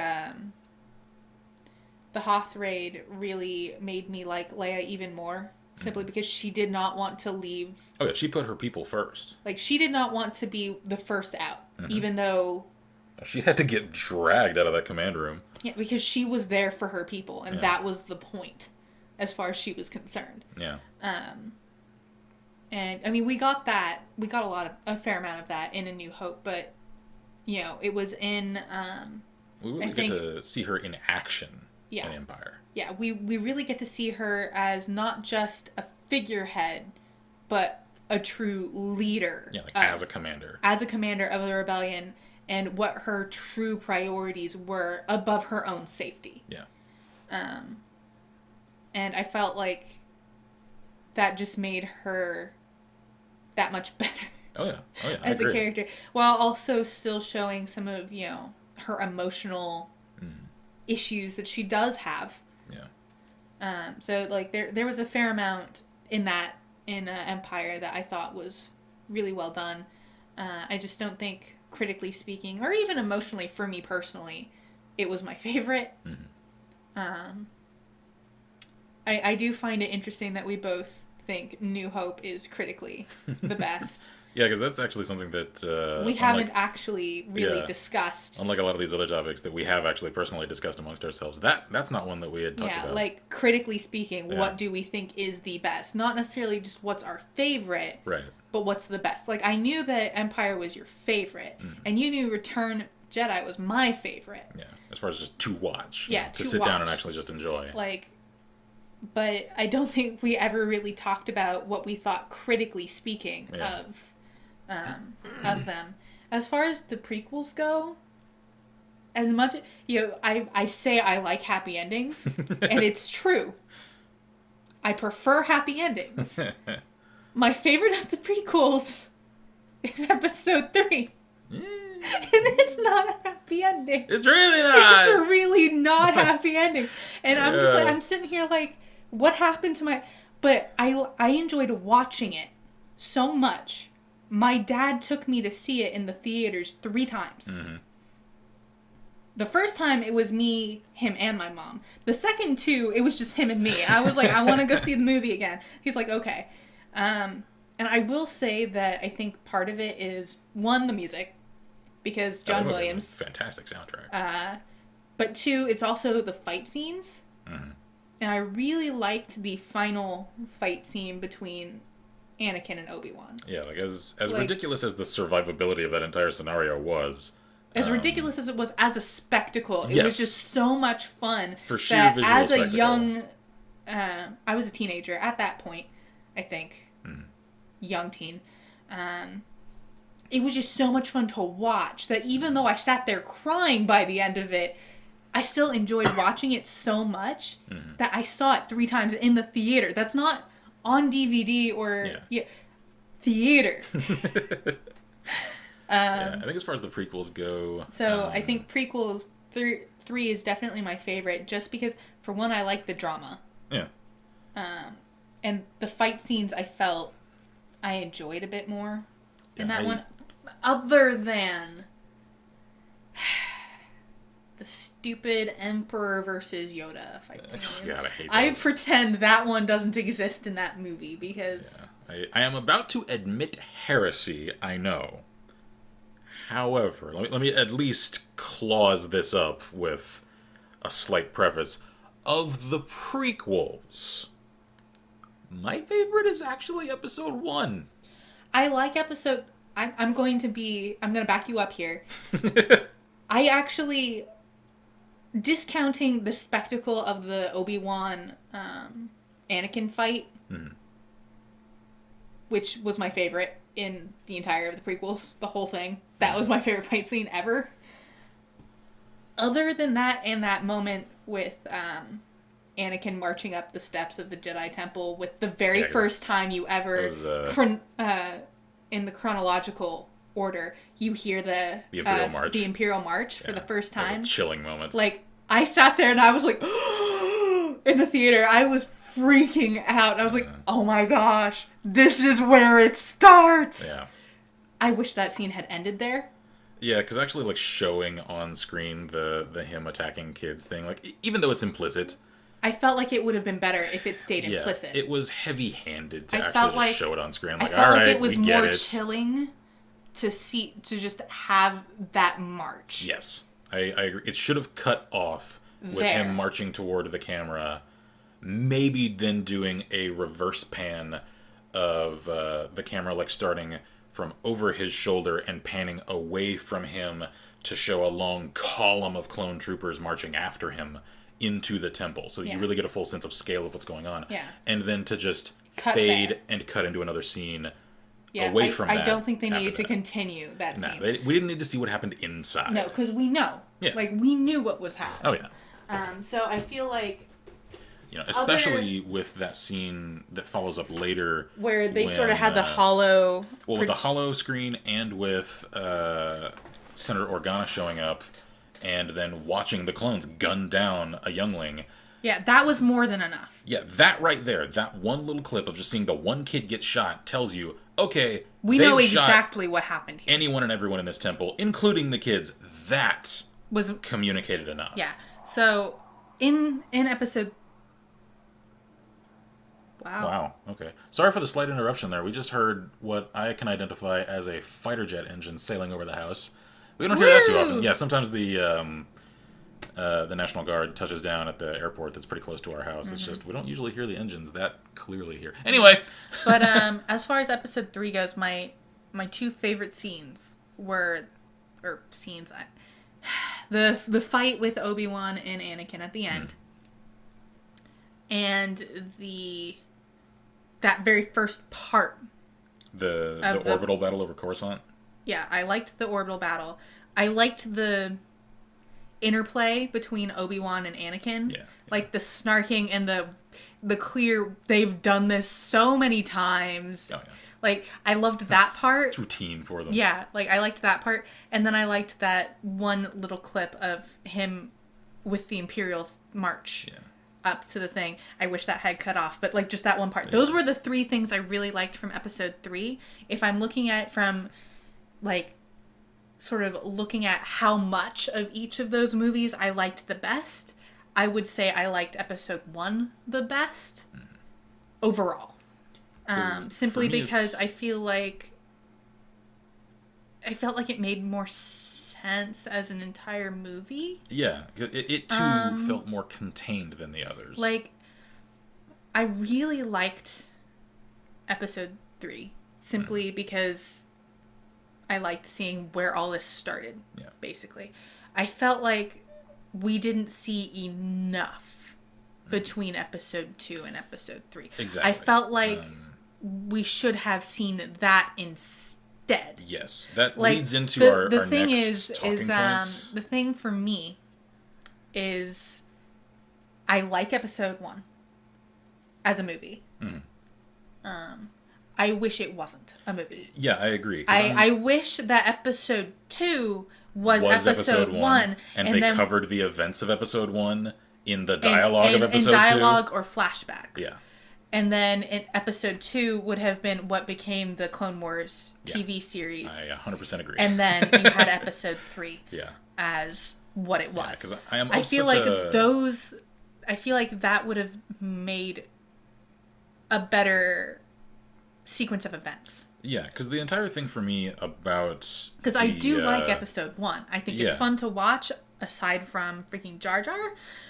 I can actually deal with Jar Jar. I can too, especially with the Darth Jar Jar theory. Yes! that makes it better. That's for another day, though. I'm 100% on board with Darth Jar Jar theory. That's for another day. But I do feel like, as looking at it as a whole... Yeah. I feel like episode 1 shouldn't have existed. I feel like it should have been something else, because there's just too much of a time skip in between episode 1 and then episode 2, and then we're like several years into war-torn stuff in episode 3, and it feels like we've missed most of the action where the characterization would really come through. I'm of a conflicted opinion about episode 1, because of the prequels it is... I think the stronger of the films, and it's also one of my favorite to watch. However, of course, it isn't without its flaws. Like, as much as I enjoyed it as a kid, I recognize that the pod racing segment far overstayed its welcome. It's fun to watch, but... Yeah, it's a cool spectacle. It's just like, all right, is this going to go anywhere? Anyway, though, like, as a film, yeah, it's more contained, and I did enjoy getting a long look at what galactic life was like prior to the Empire's takeover. That was cool to see.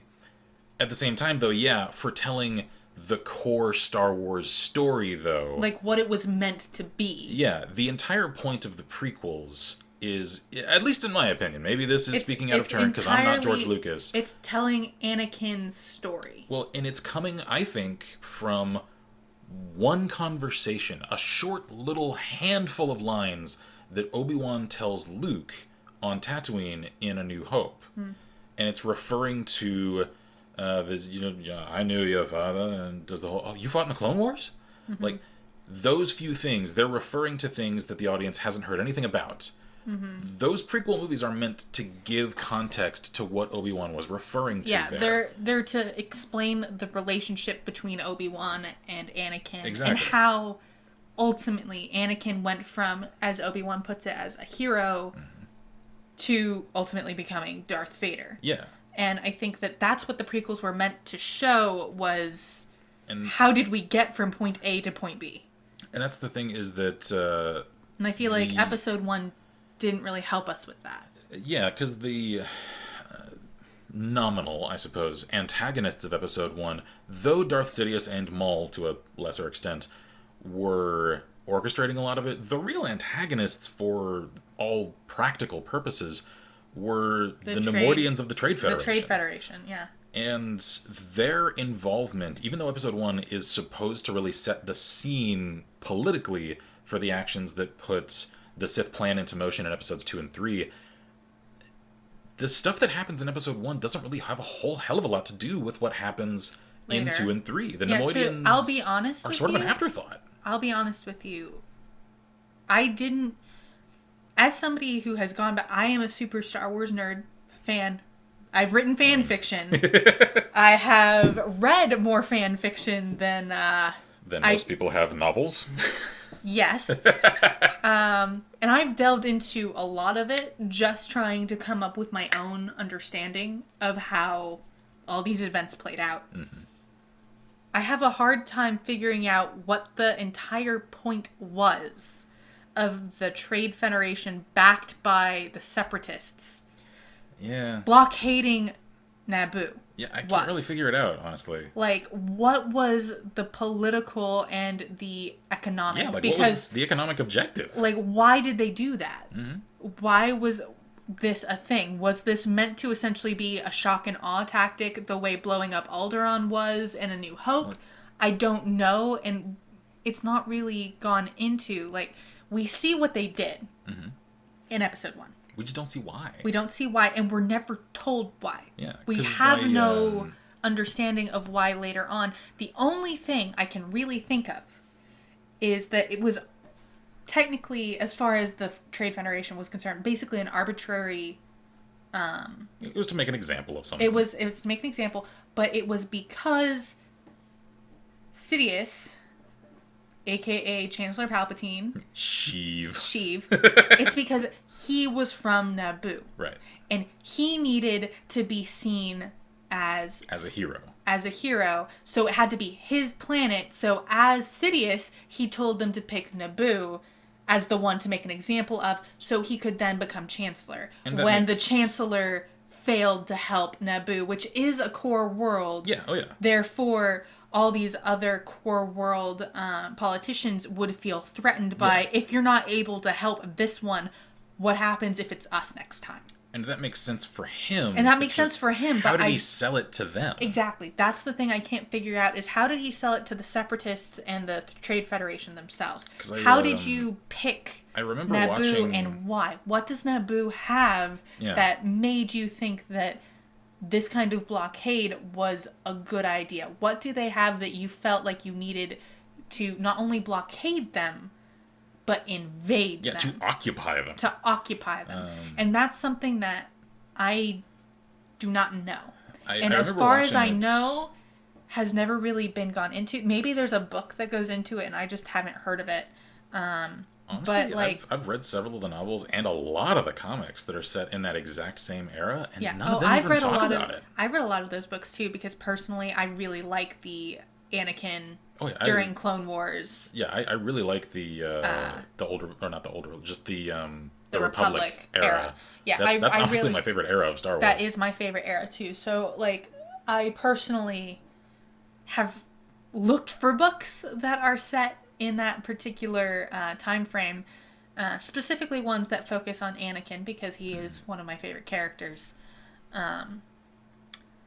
But I still haven't come up with a reason for why specifically Naboo. Yeah, I remember. Other than that, because Sheev Palpatine is from Naboo, and that's how he gained power in the first place. That's how he became Chancellor. I went several years without watching episode 1 from like my late teens to like mid 20s, and I remember watching it again and coming at it from like an adult perspective, and assuming like midway through the movie that I must have missed a line somewhere all the times that I watched it as a kid, that Naboo must have an abundance of natural resources or something, and that's what they're really there for.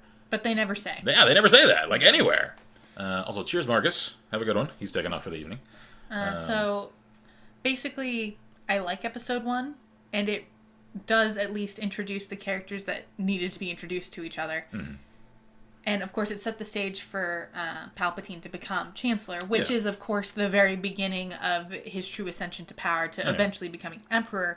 But I felt like, even though I liked it better as a movie than I liked necessarily episode 2, and even episode 3, which is my favorite of the prequels, weirdly, I do feel like episode 1 maybe shouldn't have been there, that it should have been a flashback or mentioned in dialogue.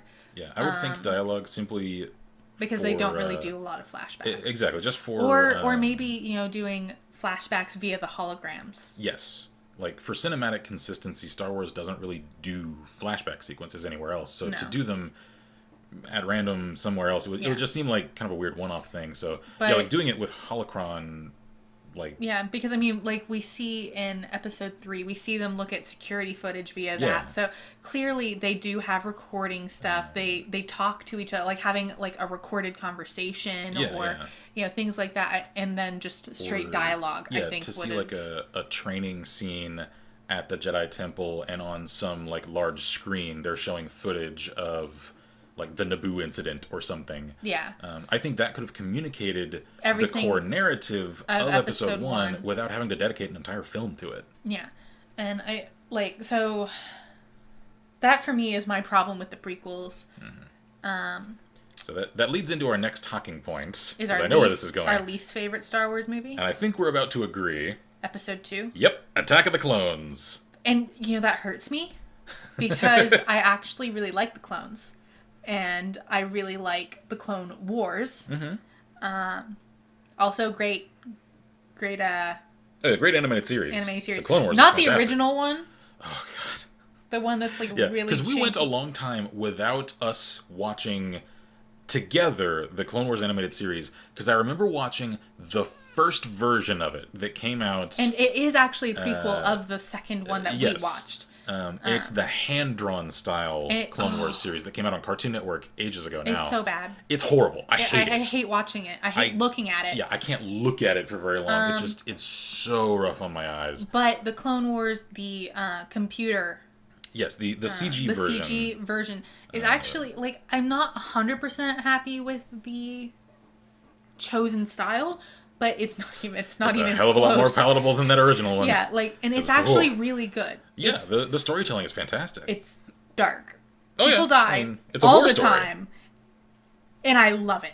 I absolutely fell in love with. I have this group of clones that in my own one of my own Fix-It fan fictions, I saved specifically this handful of clones that you come to know a bit during that series, because I'm I don't want you to die. Because Clone Wars actually addresses and explores the clones as people, not just as and, it also, organic automatons. And it also shows why certain clones were loyal to certain commanders. Mm-hmm. And it also shows a bit more of the growth of Anakin. Yeah. As a commander, and why his people followed him. Yeah, and why in the New Hope era he was regarded as a hero of that war. Yeah, because he was. Yeah. And the 501st followed him loyally for a reason. Mm-hmm. Because as much as he expected of them, he expected more of himself. Oh, yeah. I mean, he was definitely a lead from the front commander. And we soldiers see that. And we see that from the very beginning of the Clone Wars series. Mm-hmm. And so I really enjoyed that series. We haven't together watched it all the way through, but it's really good. Oh yeah. So we'll get there someday. Yeah. We're what, season 3 of it right now, as far as watching it together? You and me, yeah. Yeah. But Attack of the Clones, as much as that gave us the chance to have the Clone Wars series, it addressed some cool topics. I don't feel like it did much. No, it didn't. My favorite scene, I have a singular favorite scene in the whole thing. Mm. And it was when they were trying to, when they were chasing after Zam Wesell, I think. Yeah, Zam Wesell. Yeah, the assassin. Yeah.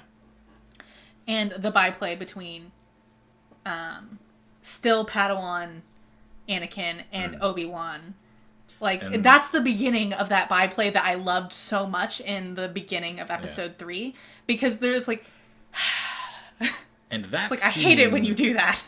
The conclusion of that scene hurt for me, because I've read several of the comics that are about Jango and Zam and their complex relationship as people and professionals. There was a relationship there. Yeah, so that scene is tough. And to have him just coldly take her out and of just course, I've read, I don't know if it's a fanon theory or if this is actually gone into in a book or something somewhere, that she's not dead. He essentially used an advanced drug to simulate. He hit her with a neurotoxin. That's true.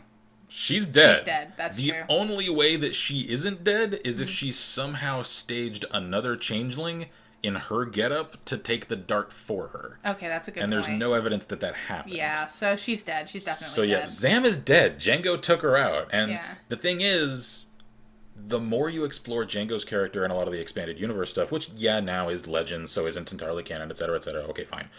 Still, though, for the time that I first saw that scene, it was really like, I don't know, I consider it like a sinking feeling of Django is, I'd say, too much of a professional. He is a consummate mercenary to the exclusion of even his own feelings and morals.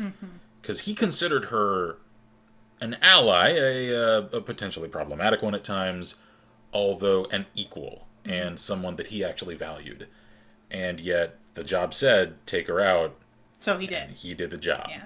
So, like, for me, that scene, that build-up scene there in episode 2, I really liked.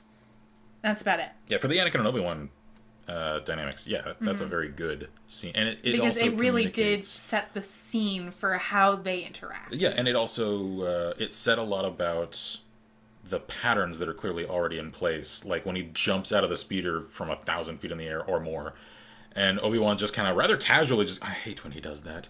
Clearly that's saying like, okay, this is not the first time. That he's done something ridiculous like that. But it's also, there's a whole lot of trust implicit. Yeah, because he doesn't seem worried either. He's just like annoyed. Like, Obi-Wan's not worried, but also Anakin's not worried because he trusts that Obi-Wan will be where he needs him to be. Yeah, so there's a lot of implicit storytelling going on that there as well. They've done so many dangerous things together that they kind of know. Yeah. And they expect that their partner will be there for them when they need them to be. Yeah. And you know what? They are. Yeah. Yeah, we see that at, when Obi-Wan does catch him with the speeder. It's like he was exactly where he needed to be.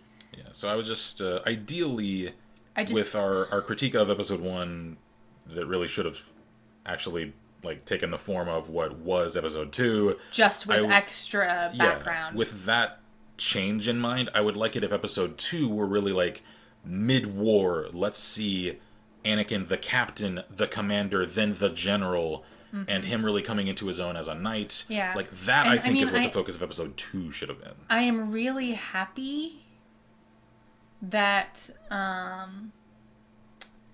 the Clone Wars series exists because it gave us that. I just wish it was part of the movies because there are a lot of people who not necessarily incorrectly consider the movies to be the true canon. Yeah. Oh, yeah.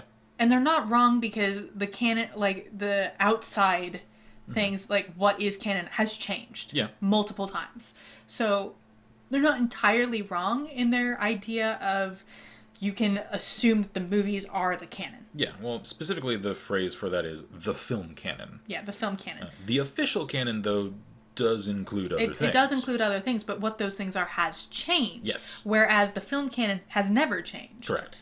So because of that, I can see why people are considering just the movies as the canon, because you never know when something else might change and it's no longer canon. Yeah. What's going to contradict what next. Yeah, and that's fair. And that is fair. So I can totally see where they're coming from with that. And with that in mind, I wish we'd seen different things in the movies so it would have been considered film canon. I agree. And yes, I know episode 1 was so that Palpatine was in charge of the Senate. I just feel like they didn't explain why Naboo. Yeah. Like, it made sense from Palpatine's point of view. I don't understand how it made sense from the Separatists and... How did he sell that whole plot to the Neimoidians to get them to play into his hand? Because they're scared of him, yes, but at the same time, they're still not going to do something that's completely... They're still very money-minded, so, like... And the Separatists are a separate faction. Like, even though they're... They trade with the Trade Federation, and they let them do a lot of their economic representation for them. At the same time, though, like they're a different entity. Like, the Separatists are a different entity from Sidious, also. Yes. Like Sidious is playing them. Sidious is playing them, but he's not in charge of them. True. It's the banking clan that's in charge of them, isn't it? No, it's a council. Oh, okay. The banking clan has a very big stake in said council. Okay. You see that later on in the Clone Wars. Yeah, because that's the room full of reps that Anakin then goes apeshit on in late episode 3, right?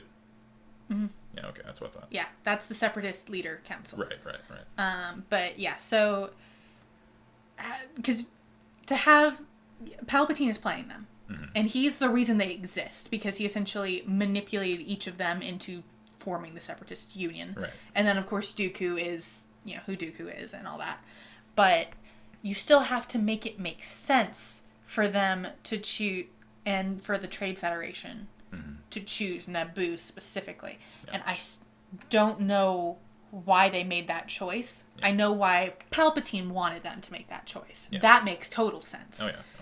It just doesn't make sense from their perspective that I can see. Yeah, like from a narrative perspective it does. From an in-lore perspective, we're missing a piece there. We're missing a piece.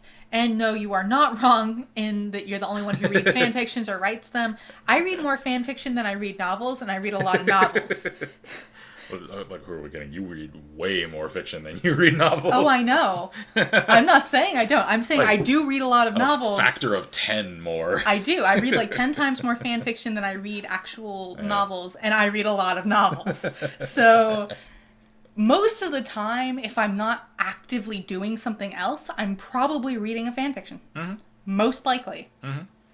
In a lot of different fandoms, mind you. If I'm just grinding in a game, she's on her phone reading next to me. Yeah, usually fan fiction involving that game, probably, depending on the game. And I do write my own fan fiction. I only have a handful that's actually actively published, mostly because the ones that are not published are long, big ones that are not finished yet, and usually have pieces missing in very integral points in the story, so I'm like, until I know what happens there, I can't really I don't feel good releasing it. Yeah, but so one last point on episode 2. For one, it's another one that doesn't feel all that contained, which is, it has a lot of loose ends, and although, like, I'll admit, you know, cringy edgy though it is, like, I am a fan of the Fett. However, I disagree with a lot of the contentions that the younger Fett, Boba, was dispatched like way too early and that he got kind of a punk death. It was Mace Windu. Not with Boba Fett. I thought it was. Boba Fett is from the original trilogy. Django gets taken out. Windu. Okay, Boba Fett, yes. Because, like, I'm following you now. Yeah, the community of Star Wars generally tends to attribute, and if you've read, like, expanded universe stuff, rightly so, even so, though, from just the films, you don't actually see a whole lot out of Boba Fett. Like, he's not super important. He just looks cool. Like, that's really the end. He does look cool. And Vader gives him the no disintegrations, so, like, there's a slight implicit relationship there. That's it, though. Mm-hmm. With Django, however, we are straight up told that the entire clone army was sampled from him, because he is a super soldier level merc on his own. Mm-hmm. And he has a slight equipment failure and then gets taken out in one swing when a Jedi comes charging at him? Yeah. I mean, yeah, it's Mace Windu, it's Samuel motherfucking Jackson. Even so, though, he didn't impress. He didn't. He took out one other merc that Jedi were about to catch up to anyway. And that's about it. And then he has a touching scene with his little clone son, and that's it. I'm like... That doesn't show where he... Yeah, like, his why weight they picked him. Yeah, his weight in the story seemed super arbitrary and kind of undeserved if you're only going with the film canon. Yeah, no. And as a fan of Django, that hurts to say. It's just... That's true. I do agree with that. I am going to say that if he was going to be one-shotted by anyone... Oh, it's Mace Windu. It should have been Mace Windu, and it was Mace Windu. It was. But yeah, like, and I feel like there was a lot in episode 2 that needed to exist to explain things for episode 3, and therefore the original trilogy. I just feel like it wasn't done in the order with the weight on certain portions that it should have had. Yeah, that I agree with.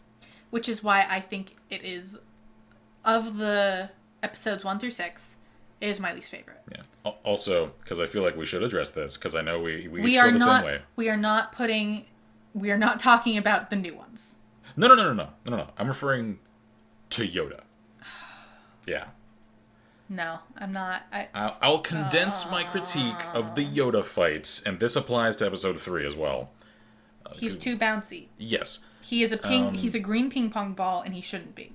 Coming from someone who does have, like, martial arts experience for many years, it doesn't impress me to see someone wasting energy like crazy the way that Yoda does in those scenes.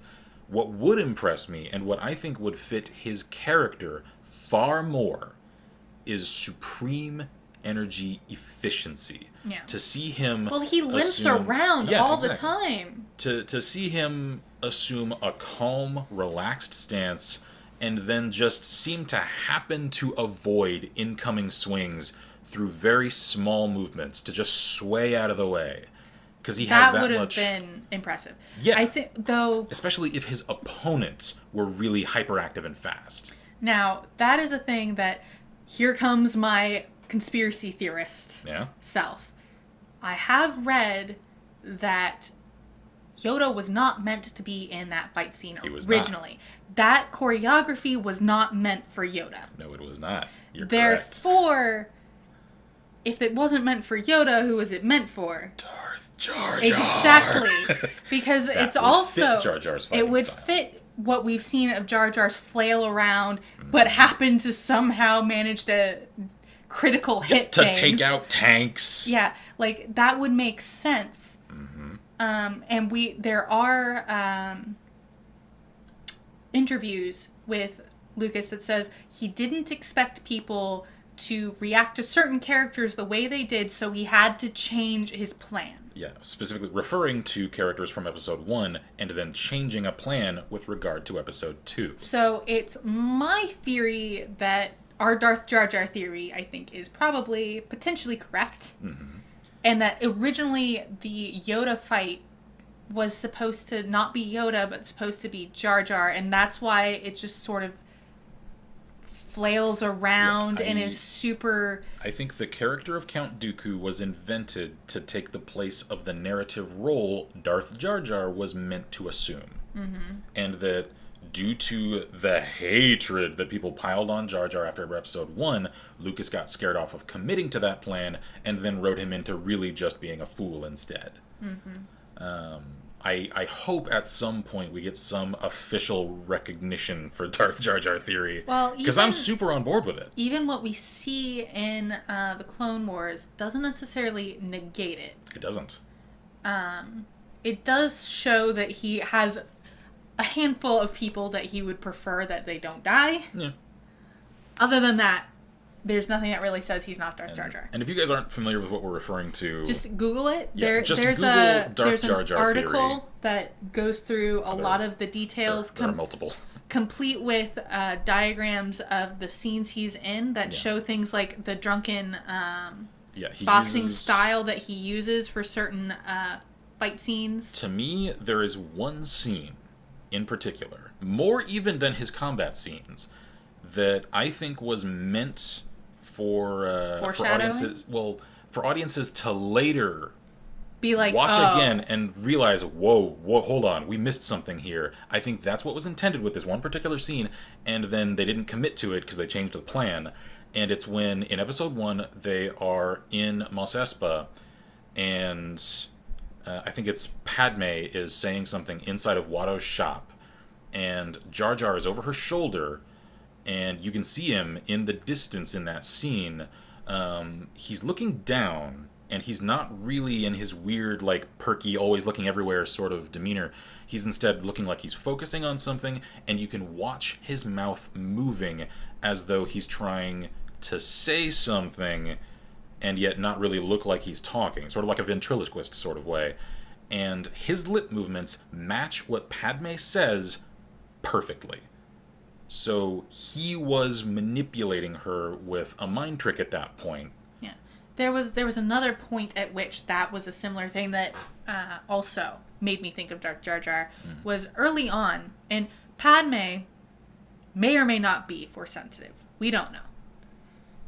Maybe she is, maybe she isn't.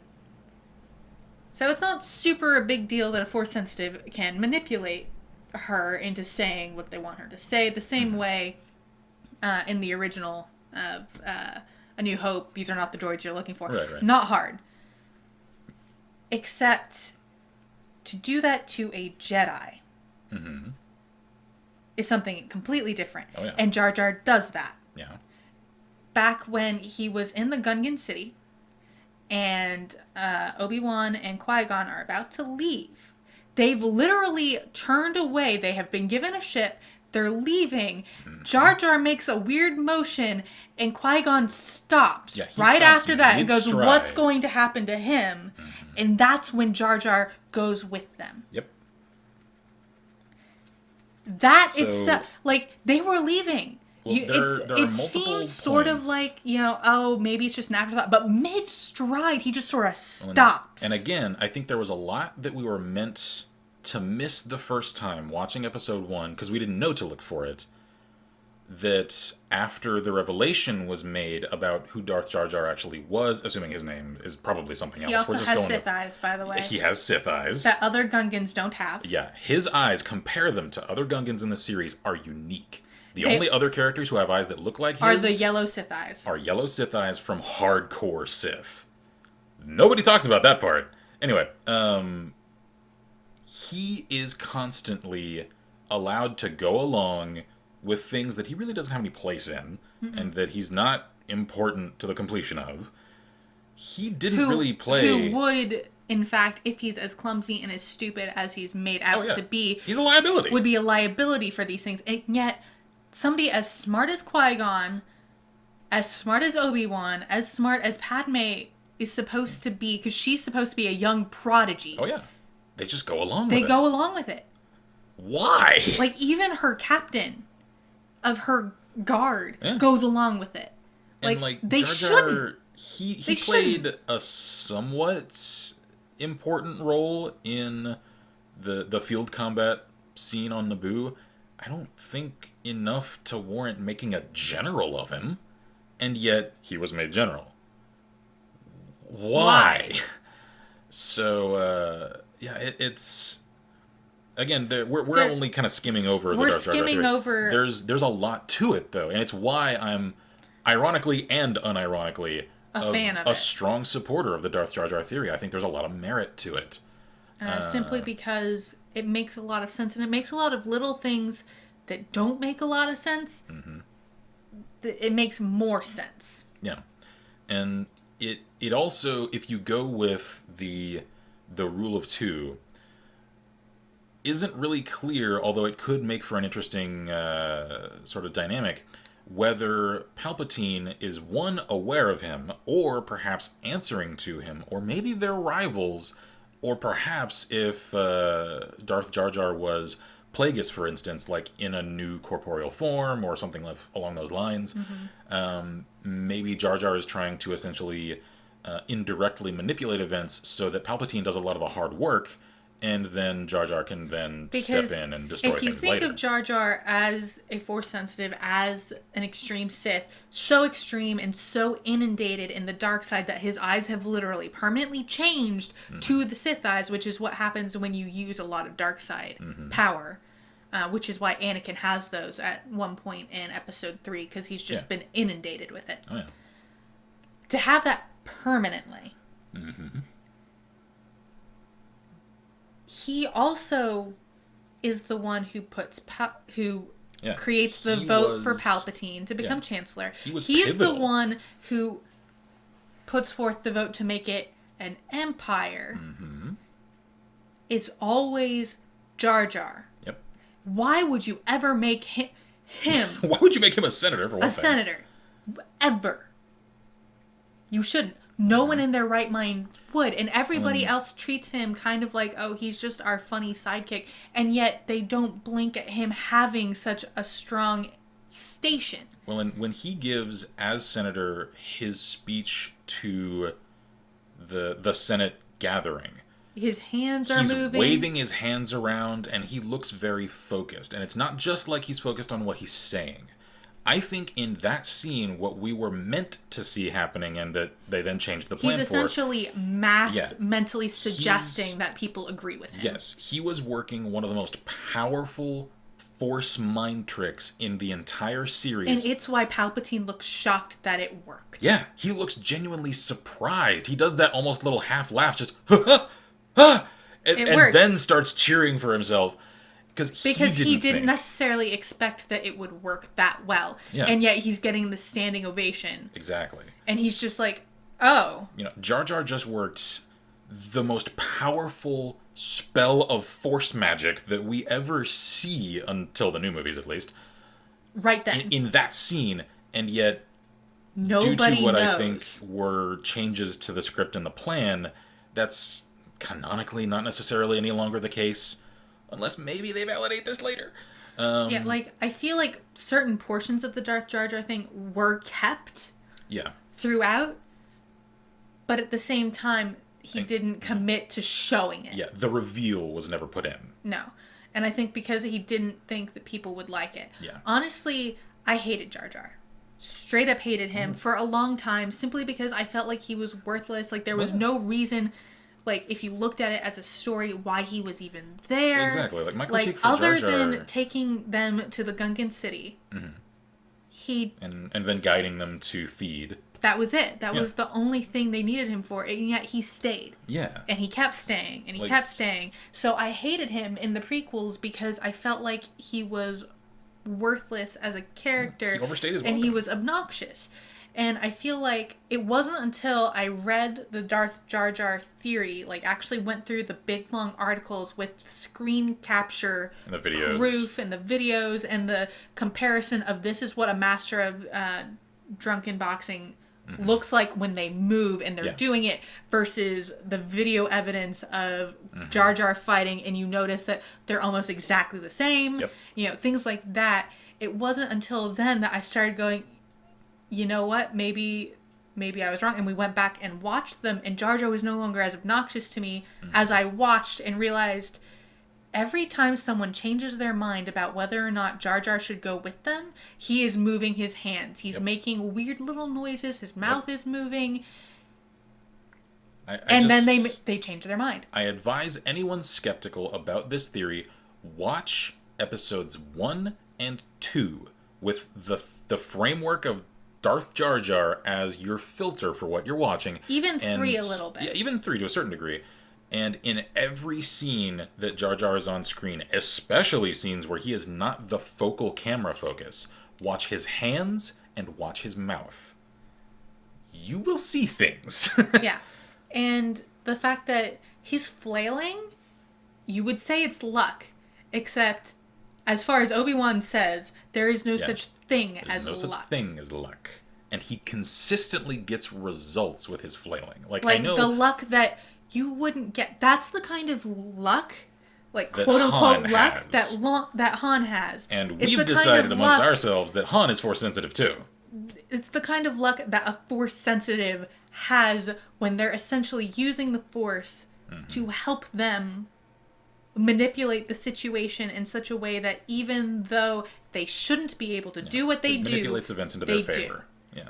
Because, for example, this is the one time I'm really going to mention any of the new movies, but in The Force Awakens, The over-the-shoulder shot. the over-the-shoulder shot that Han had no way to even see that person was coming up. There was so much noise going on, he couldn't have heard them, but he just bang. Yeah, his head And then- never goes in the direction. For anyone that hasn't seen the scene that we're referring to, if you for some reason haven't seen Force Awakens, this isn't really a core plot point or anything. This is just a fight scene. Yeah, there's a fight scene going on with a lot of stormtroopers around, and Explosions. Han comes out of a things. tunnel to get up onto the surface level of a compound. And he's looking in completely different directions. He's looking to his left without ever, in this entire scene, turning his head to the right, then levels his gun over his shoulder to the right, fires one shot, catches a stormtrooper in the neck, kills him instantly. That's a force-sensitive shot, because he did not look at that target. He couldn't have known they were even there, except he did. And, so that's the kind of luck that Jar Jar shows in Episode 1 especially. Taking out tanks accidentally while still maintaining his appearance of being a bumbling idiot. Except he should have died many times during that fight scene, and he never did. And the thing to me is that Lucas... And some of the movements he makes really do line up with... They look like drunken boxing. Like, as in master of a martial art. The thing with me from a more meta perspective about all this, that means I would not put it at all past, and would in fact expect it from George Lucas as a writer. He's very fond of juxtaposition and what he calls narrative rhyme. Yeah. We saw the same thing in the character, in a much shorter time span, mind you, of Yoda in Empire. Yoda was at first a comedic little puppet. He was a funny little relief character, yeah, and until Luke realizes, oh, you're the master I'm here to find. Yeah. And Yoda still continues to kind of play a little bit of a funny role. And then he kind of, but whenever he's calm and serious, he gets that's serious, when you see it. And we get the weight and the gravitas. However, I think we were meant to have a little more drawn-out version of that for Jar Jar. And we were meant to, in episode 1, just see him as a comic relief character. And then at some point, we were meant to get some turnabout and realize, oh, there's more to him. And there's something about the way Jar Jar looks. If you actually really look at him... Terrifying. If you look at him and don't look at the silliness, if you imagine him with a serious face glaring at you... Yeah, imagine, because he's always slouched for one thing. Imagine Jar Jar standing up, straightening up, just calming his face down. Because he's like 7 feet tall, staring down at you with those creepy Sith eyes, maybe like revealing some teeth a little. Because Gungans have freaking sharp pointed scary teeth. He's terrifying if you imagine him in a Sith robe, he would make for cutting a terrifying figure.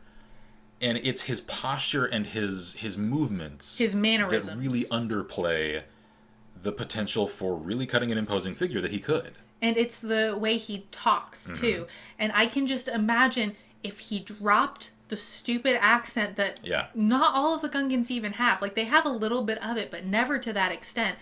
If he just calms down and is serious and lets his voice lower just a little bit. Lower his voice, drop the weird grammar, and, like, even keep a little of the Gunganisms.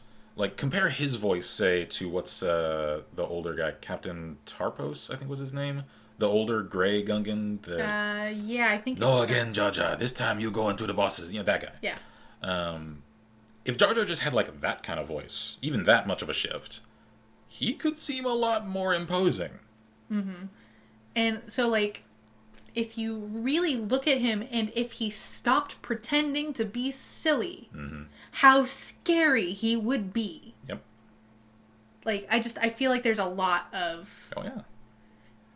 A lot of potential there. And I think that the virulent hatred of Jar Jar I think it's what scared him off of in the early internet isms is what scared him off from that. I wish he hadn't gotten scared from it, but I don't really blame him because, oh man. It would have created a huge controversy. And there would absolutely have wound up a tremendous amount of people that would have hated that reveal. At the same time, though... I feel like it would have made more sense for what we were given. It would, and I have to ask, considering the reputation that Jar Jar already has with the character role that he already fits, would any more people have hated that reveal than already hate silly Jar Jar? Maybe not. Who knows? I don't know. Yeah. I can only speculate. I would imagine it's probably a comparable number. Yeah. And we would at least have a story that made more sense. Yeah. So that's our opinions on that. If you want more depth on Darth Jar Jar theory, go look it up. There's a whole lot out there. There's a whole lot. We've only scratched the surface. Yeah, there are entire YouTube channels that are all about exploring it and other Star Wars theories. I think this actually, we've already done our final little thing with the obscure Star Wars trivia.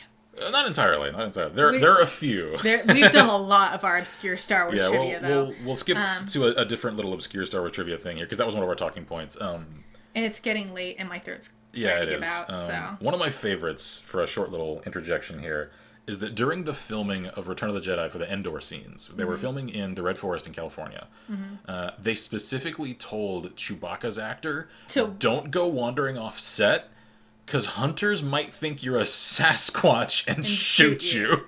Yes, I love that one. I love that story so much. Is that the one obscure Star Wars trivia you really wanted to say? That one, and I already mentioned it earlier, the fact that canonically, Emperor Palpatine, that horrible, ominous, his name is Sheev. Scary figure that he is, his first name is Sheev. Yes, it's Sheev just such Palpatine. A stupid name. It is. Who named him? His parents hated him, clearly. And this is actually something that, again, chat, comments for the export, whichever. Let me know. Can any of you guys do some digging? Where was that name first revealed, and who was the author of it? Because I don't know if that might have actually come from the original novelization. Like, specifically, Sheev. Yeah, Sheev Not just Palpatine.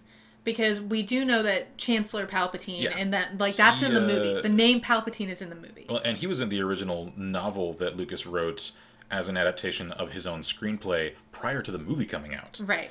So I don't know if the name Sheev came from that, or if that's later, or where. Because I know Palpatine was name dropped, but I don't know where else. For a fun little exploration of alternative Star Wars, I do encourage you guys to look up and see if you can find on Amazon. Like, I found a copy in a half-price used bookstore. That old original novelization of the first screenplay, because it's very different. It is very different. I find it very fascinating, actually. It's when Luke still had the Starkiller surname, if I'm remembering correctly. It's a bit hard to find, but it's quite difficult to find. It's a fun read. And unfortunately, my copy it's rather rough, so it's not worth much. I think that's why I found it in a used bookstore. Yeah, it's why we found it for an acceptable price. Yes, in the used bookstore. It's still a really cool little exploration of Lucas's old original ideas about this series. I think we should go to our last little point. Last talking point. This one's just a fun little what if. Realistically, if you lived in the Star Wars universe, what would you do? So I think for me, realistically, this isn't ideally. This is what I actually think I would probably have ended up doing. You as a person. As a person, I think I probably would have ended up in a shipyard somewhere working on, like, the scheduling of imports and exports. Like, that sort of time management stuff. Because I'm actually pretty good at that. I just have never done it. Yeah. But I'm actually pretty good at that, and I feel like that's the sort of thing, like making sure things get to where they need to go as soon as they can, and doing stuff like that. That's what I expect that I probably would have ended up doing. That or working in as a secretary somewhere. Like, as usual, real world. Maybe like an attendant in the Jedi Archives, just somebody that organizes I would things. have loved that, except I think you have to be a Jedi to be in the Archives. That's where the Jedi that aren't found to have a whole lot of Force powers are put. Yeah, and the ones who are also not very good at combat. Yeah. They're in the Jedi Archives. Or in a specific case from Clone Wars, the retirees. Or the retirees. So I think I would have ended up, if I was allowed to be a Jedi, and, like, realistically speaking, but I wasn't super... Like, I wasn't how I would have wanted to be as a Jedi, but was still a Jedi, I'd have ended up in the Archives, and I probably would have loved it. Except for the part where you end up slaughtered. Yeah. That part, maybe not so much. Occupational hazard. But, assuming that stuff didn't happen, then that's where I would have been. What about you, realistically? Realistically, if I were to follow a similar career path to what I have, I would think... You'd probably end up a security guard or a bouncer. Yeah, that's what I'm thinking, is maybe a club guard for, like, one of the Coruscant clubs, or if I were Corellian, then maybe working for the Corellian security force. Yeah, or you might have ended up being, like, an actual bodyguard for VIPs. Yeah, I could see that, because private security is actually a career path that I had thought about prior to meeting you. Yeah.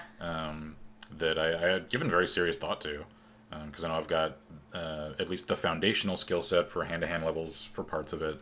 I had already had a little law enforcement experience.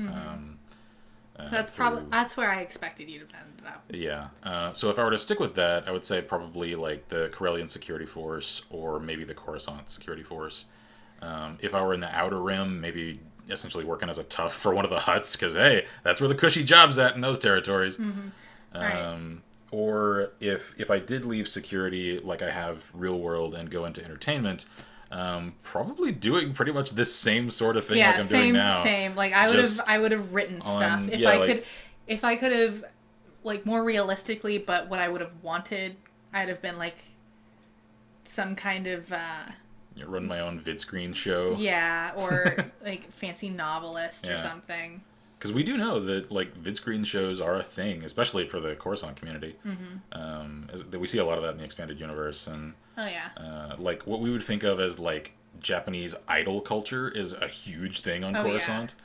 So like that's the sort of things that I think now, Yeah. if we were to follow the same sort of thing that we wanted to do, is what would happen. Yeah. So The little independent VidCom outfit, you know? All right, so ideally. Yeah, ideally. Ideally, I would be... I'm just be honest, I would want to be a Jedi. Except I wouldn't. I would want to be a Jedi, and then I'd want to go Grey Jedi. Yeah. I would leave the Jedi Order after being trained and having a lightsaber, and then I would leave it, and then I'd become a merc, and then I would find you, and then I'd fall in love, and then I could be like, screw you, Jedi Order, your no attachments rule sucks, so I'm getting married.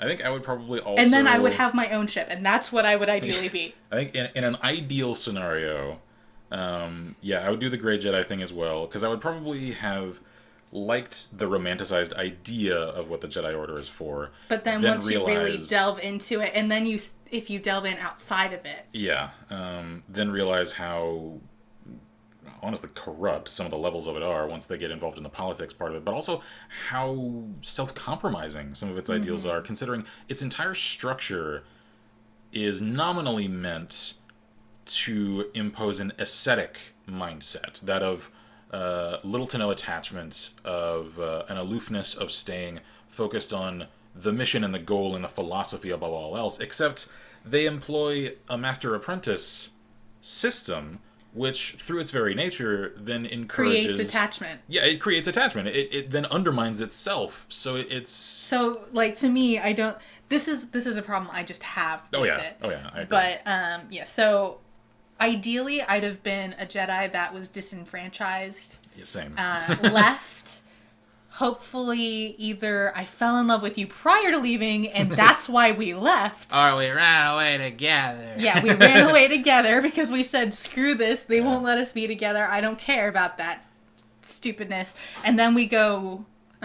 merc. Yeah, like have our own ship. I would definitely go Grey to Jedi, and then very likely have, again, speaking in ideal terms, then go Bounty Hunter. Mm-hmm. Well, because we're Jedi. We have enough strength and potential abilities to do that more safely than other people might. And probably then favor, as far as one can, above-the-board clients, like answering to contracts for government entities. Governments that, they're having issues with pirates or whatever. Yeah, for clean-to-clean-ish corporations that, say they want a particular asset retrieved, say they want, a pirate either apprehended or eliminated, or, something along those lines. I wouldn't want to work for the Hutts primarily. No.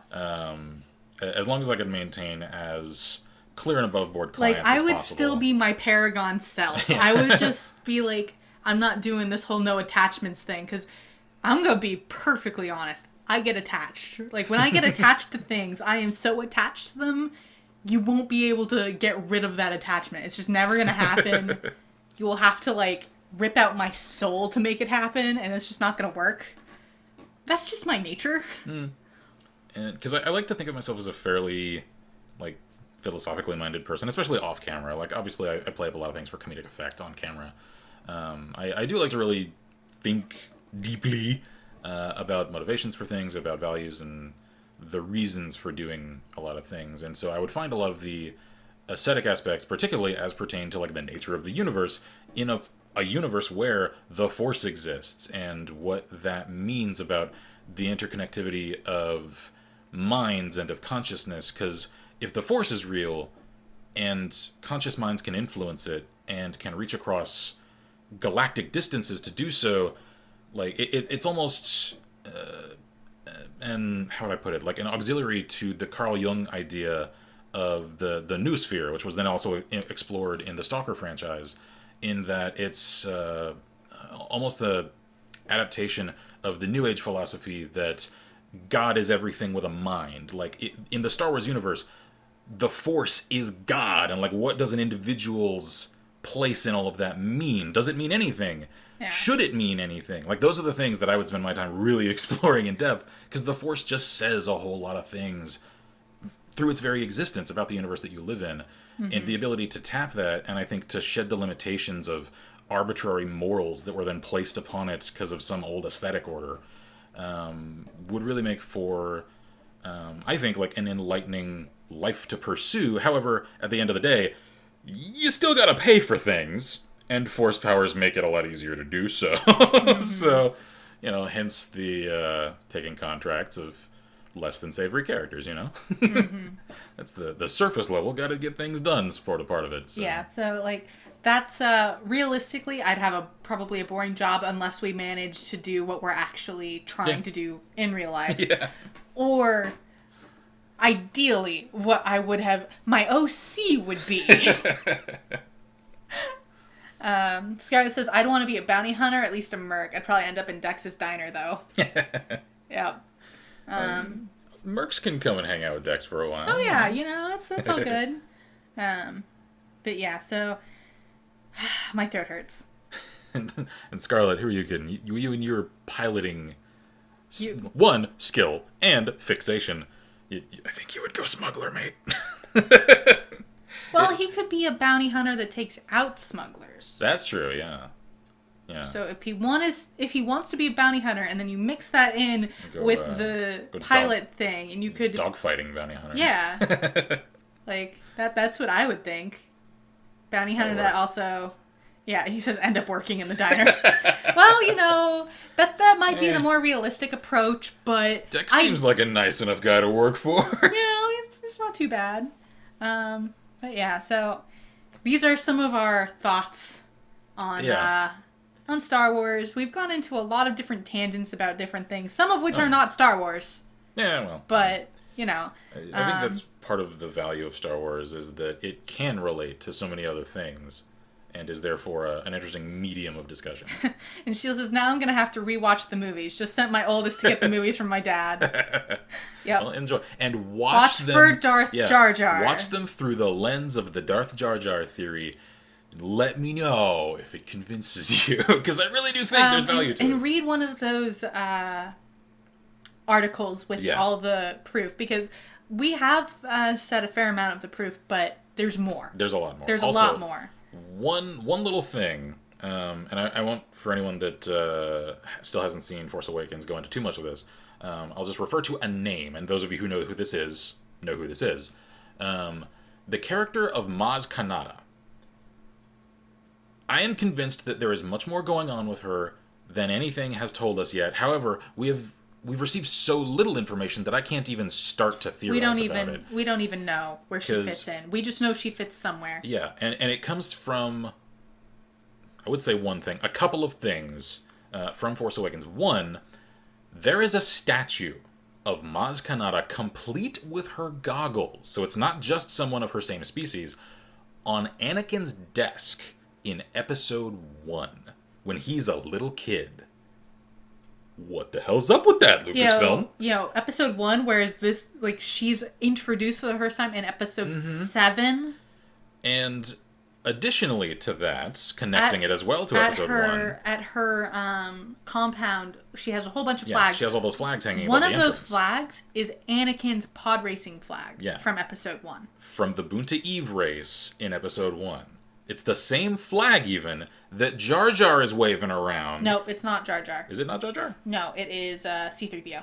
Oh, yeah, that's right. It is 3PO. Sorry. You're welcome. When, they wander onto the field to then wave the flags around to celebrate the start of the race.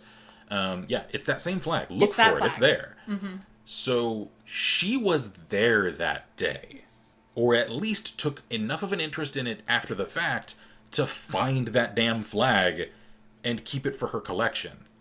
Yeah, there goes Scarlett. Wait, what? Maz was referenced in Episode 1? Yeah, prior to us ever even knowing what species she was, her name, ever hearing about her. We don't even know what species she is. It's just some random statue on his desk in the background of a random scene.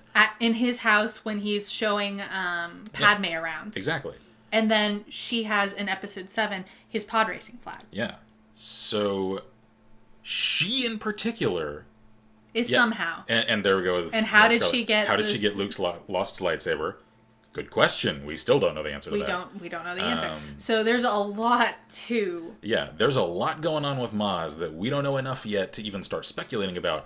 We just know that there's something going on with her. And something has gone on with her for a lot longer than just the new movies. Mm-hmm. So we'll see. We'll see where that is. We'll leave it there. Yeah. On that note. I think that's a fun place to leave it. So cheers to you guys. Thank you all for sticking around. I know this was definitely a change of pace. This was certainly experimental for us.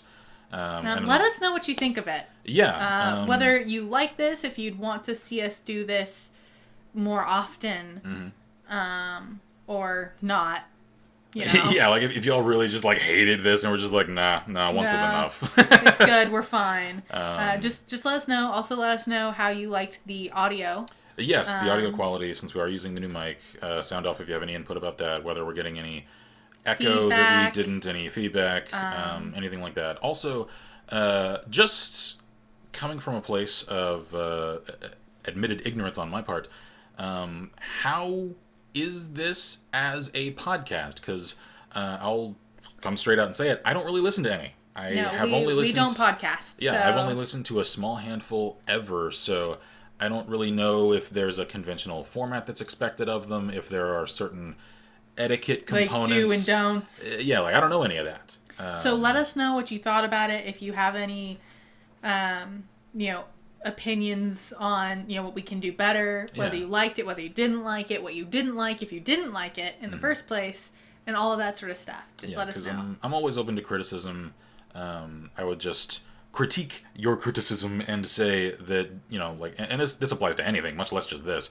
We need something concrete to go off of. If there's something you didn't like, tell us what it was and what you think we could do to make it better. Exactly. Because comments that we just need said, specifics. This sucked, that doesn't tell me anything, Which part of it sucked? What part of it did you not like? Is there something you think we could do to make it better? Exactly. Give those us, sorts give of us things. Actionable critique.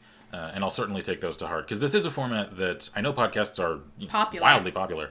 I might like to do something with. We've never done one before, so we want to know what you think. Yeah. So those of you guys that do listen to or perhaps even host your own podcast, because I know a lot of folks do, just give us your input, because I'm very, very open to them. So cheers to you guys. Thank you all for putting up with and having the patience to do so for our first podcast. Hopefully y'all enjoyed it. I had some fun with it. I did too. It's definitely an approach to... It's a lot different, I think, than what we usually do. Yeah, because I had to cut myself off mid-sentence there. I was about to say it's an approach to commentary, and it's not even commentary. It's conversation. Yeah. Although because we're talking amongst ourselves. I feel like the closest we've ever come to this was our anime response video. Yes. On I think Knights of Sidonia. Yeah. It's a unique feel, I think. It doesn't feel like what we usually do. Yeah, it's a strange way of conversing, because she and I do talk about stuff like this all the time. Obviously, though, pardon me, we're talking for each other, so we're obviously not necessarily gonna reference or explain things that we already know the other knows. Yeah. So this is a bit different in that, we're doing the same sort of thing that we usually do, but we're having to preface it to form the complete thoughts. For you guys. And so it's like we're talking to each other, but we're talking to you at the same time. Yeah. It's a bit of a different mind space to be in, I think. It is. It's strange. It's fun, though. It is fun. It's definitely made for a fun I've enjoyed little, myself. Excursion outside of our comfort zone. So anyway, yeah, like I said, give us any feedback that you guys have about it. I'm certainly all ears for it. And if we end up doing this again anytime soon, then we'll try to actually put those suggestions into action. Which we may have to do sooner than later, and then I would perhaps even prefer, considering the fact that we don't know when our connection will be good enough for us to stream normally again. I had hoped a full week of time would be enough. Would give them time enough to actually fix all this. Well, here we are a week later, and we're still dipping under 1,000 kilobytes per second as our connection speed for the stream. So it is unfortunately what it is. Yeah, we'll see what we can do. So I think the last chat request I'll leave you guys with is, are there any other topics that you would like us to discuss in this format for future podcasts if we do need to do them in the near future? Because we very well may. So. And it can be something as simple as talk about your theories for X game. Yeah. Or just talk about Y genre, something like that. Just anything at all. It can be specific, it can be simple, it can be vague, whatever. Yeah, just much let us anything know. Goes. That way we at least just have some topics to keep us centered on a conversation throughout the stream. So anyway, thank you guys. I'm Kinsmarker at Last Level Press. I'm Violeta. And as always, we wish you all good gaming and Godspeed. Bye! That was fun. It was.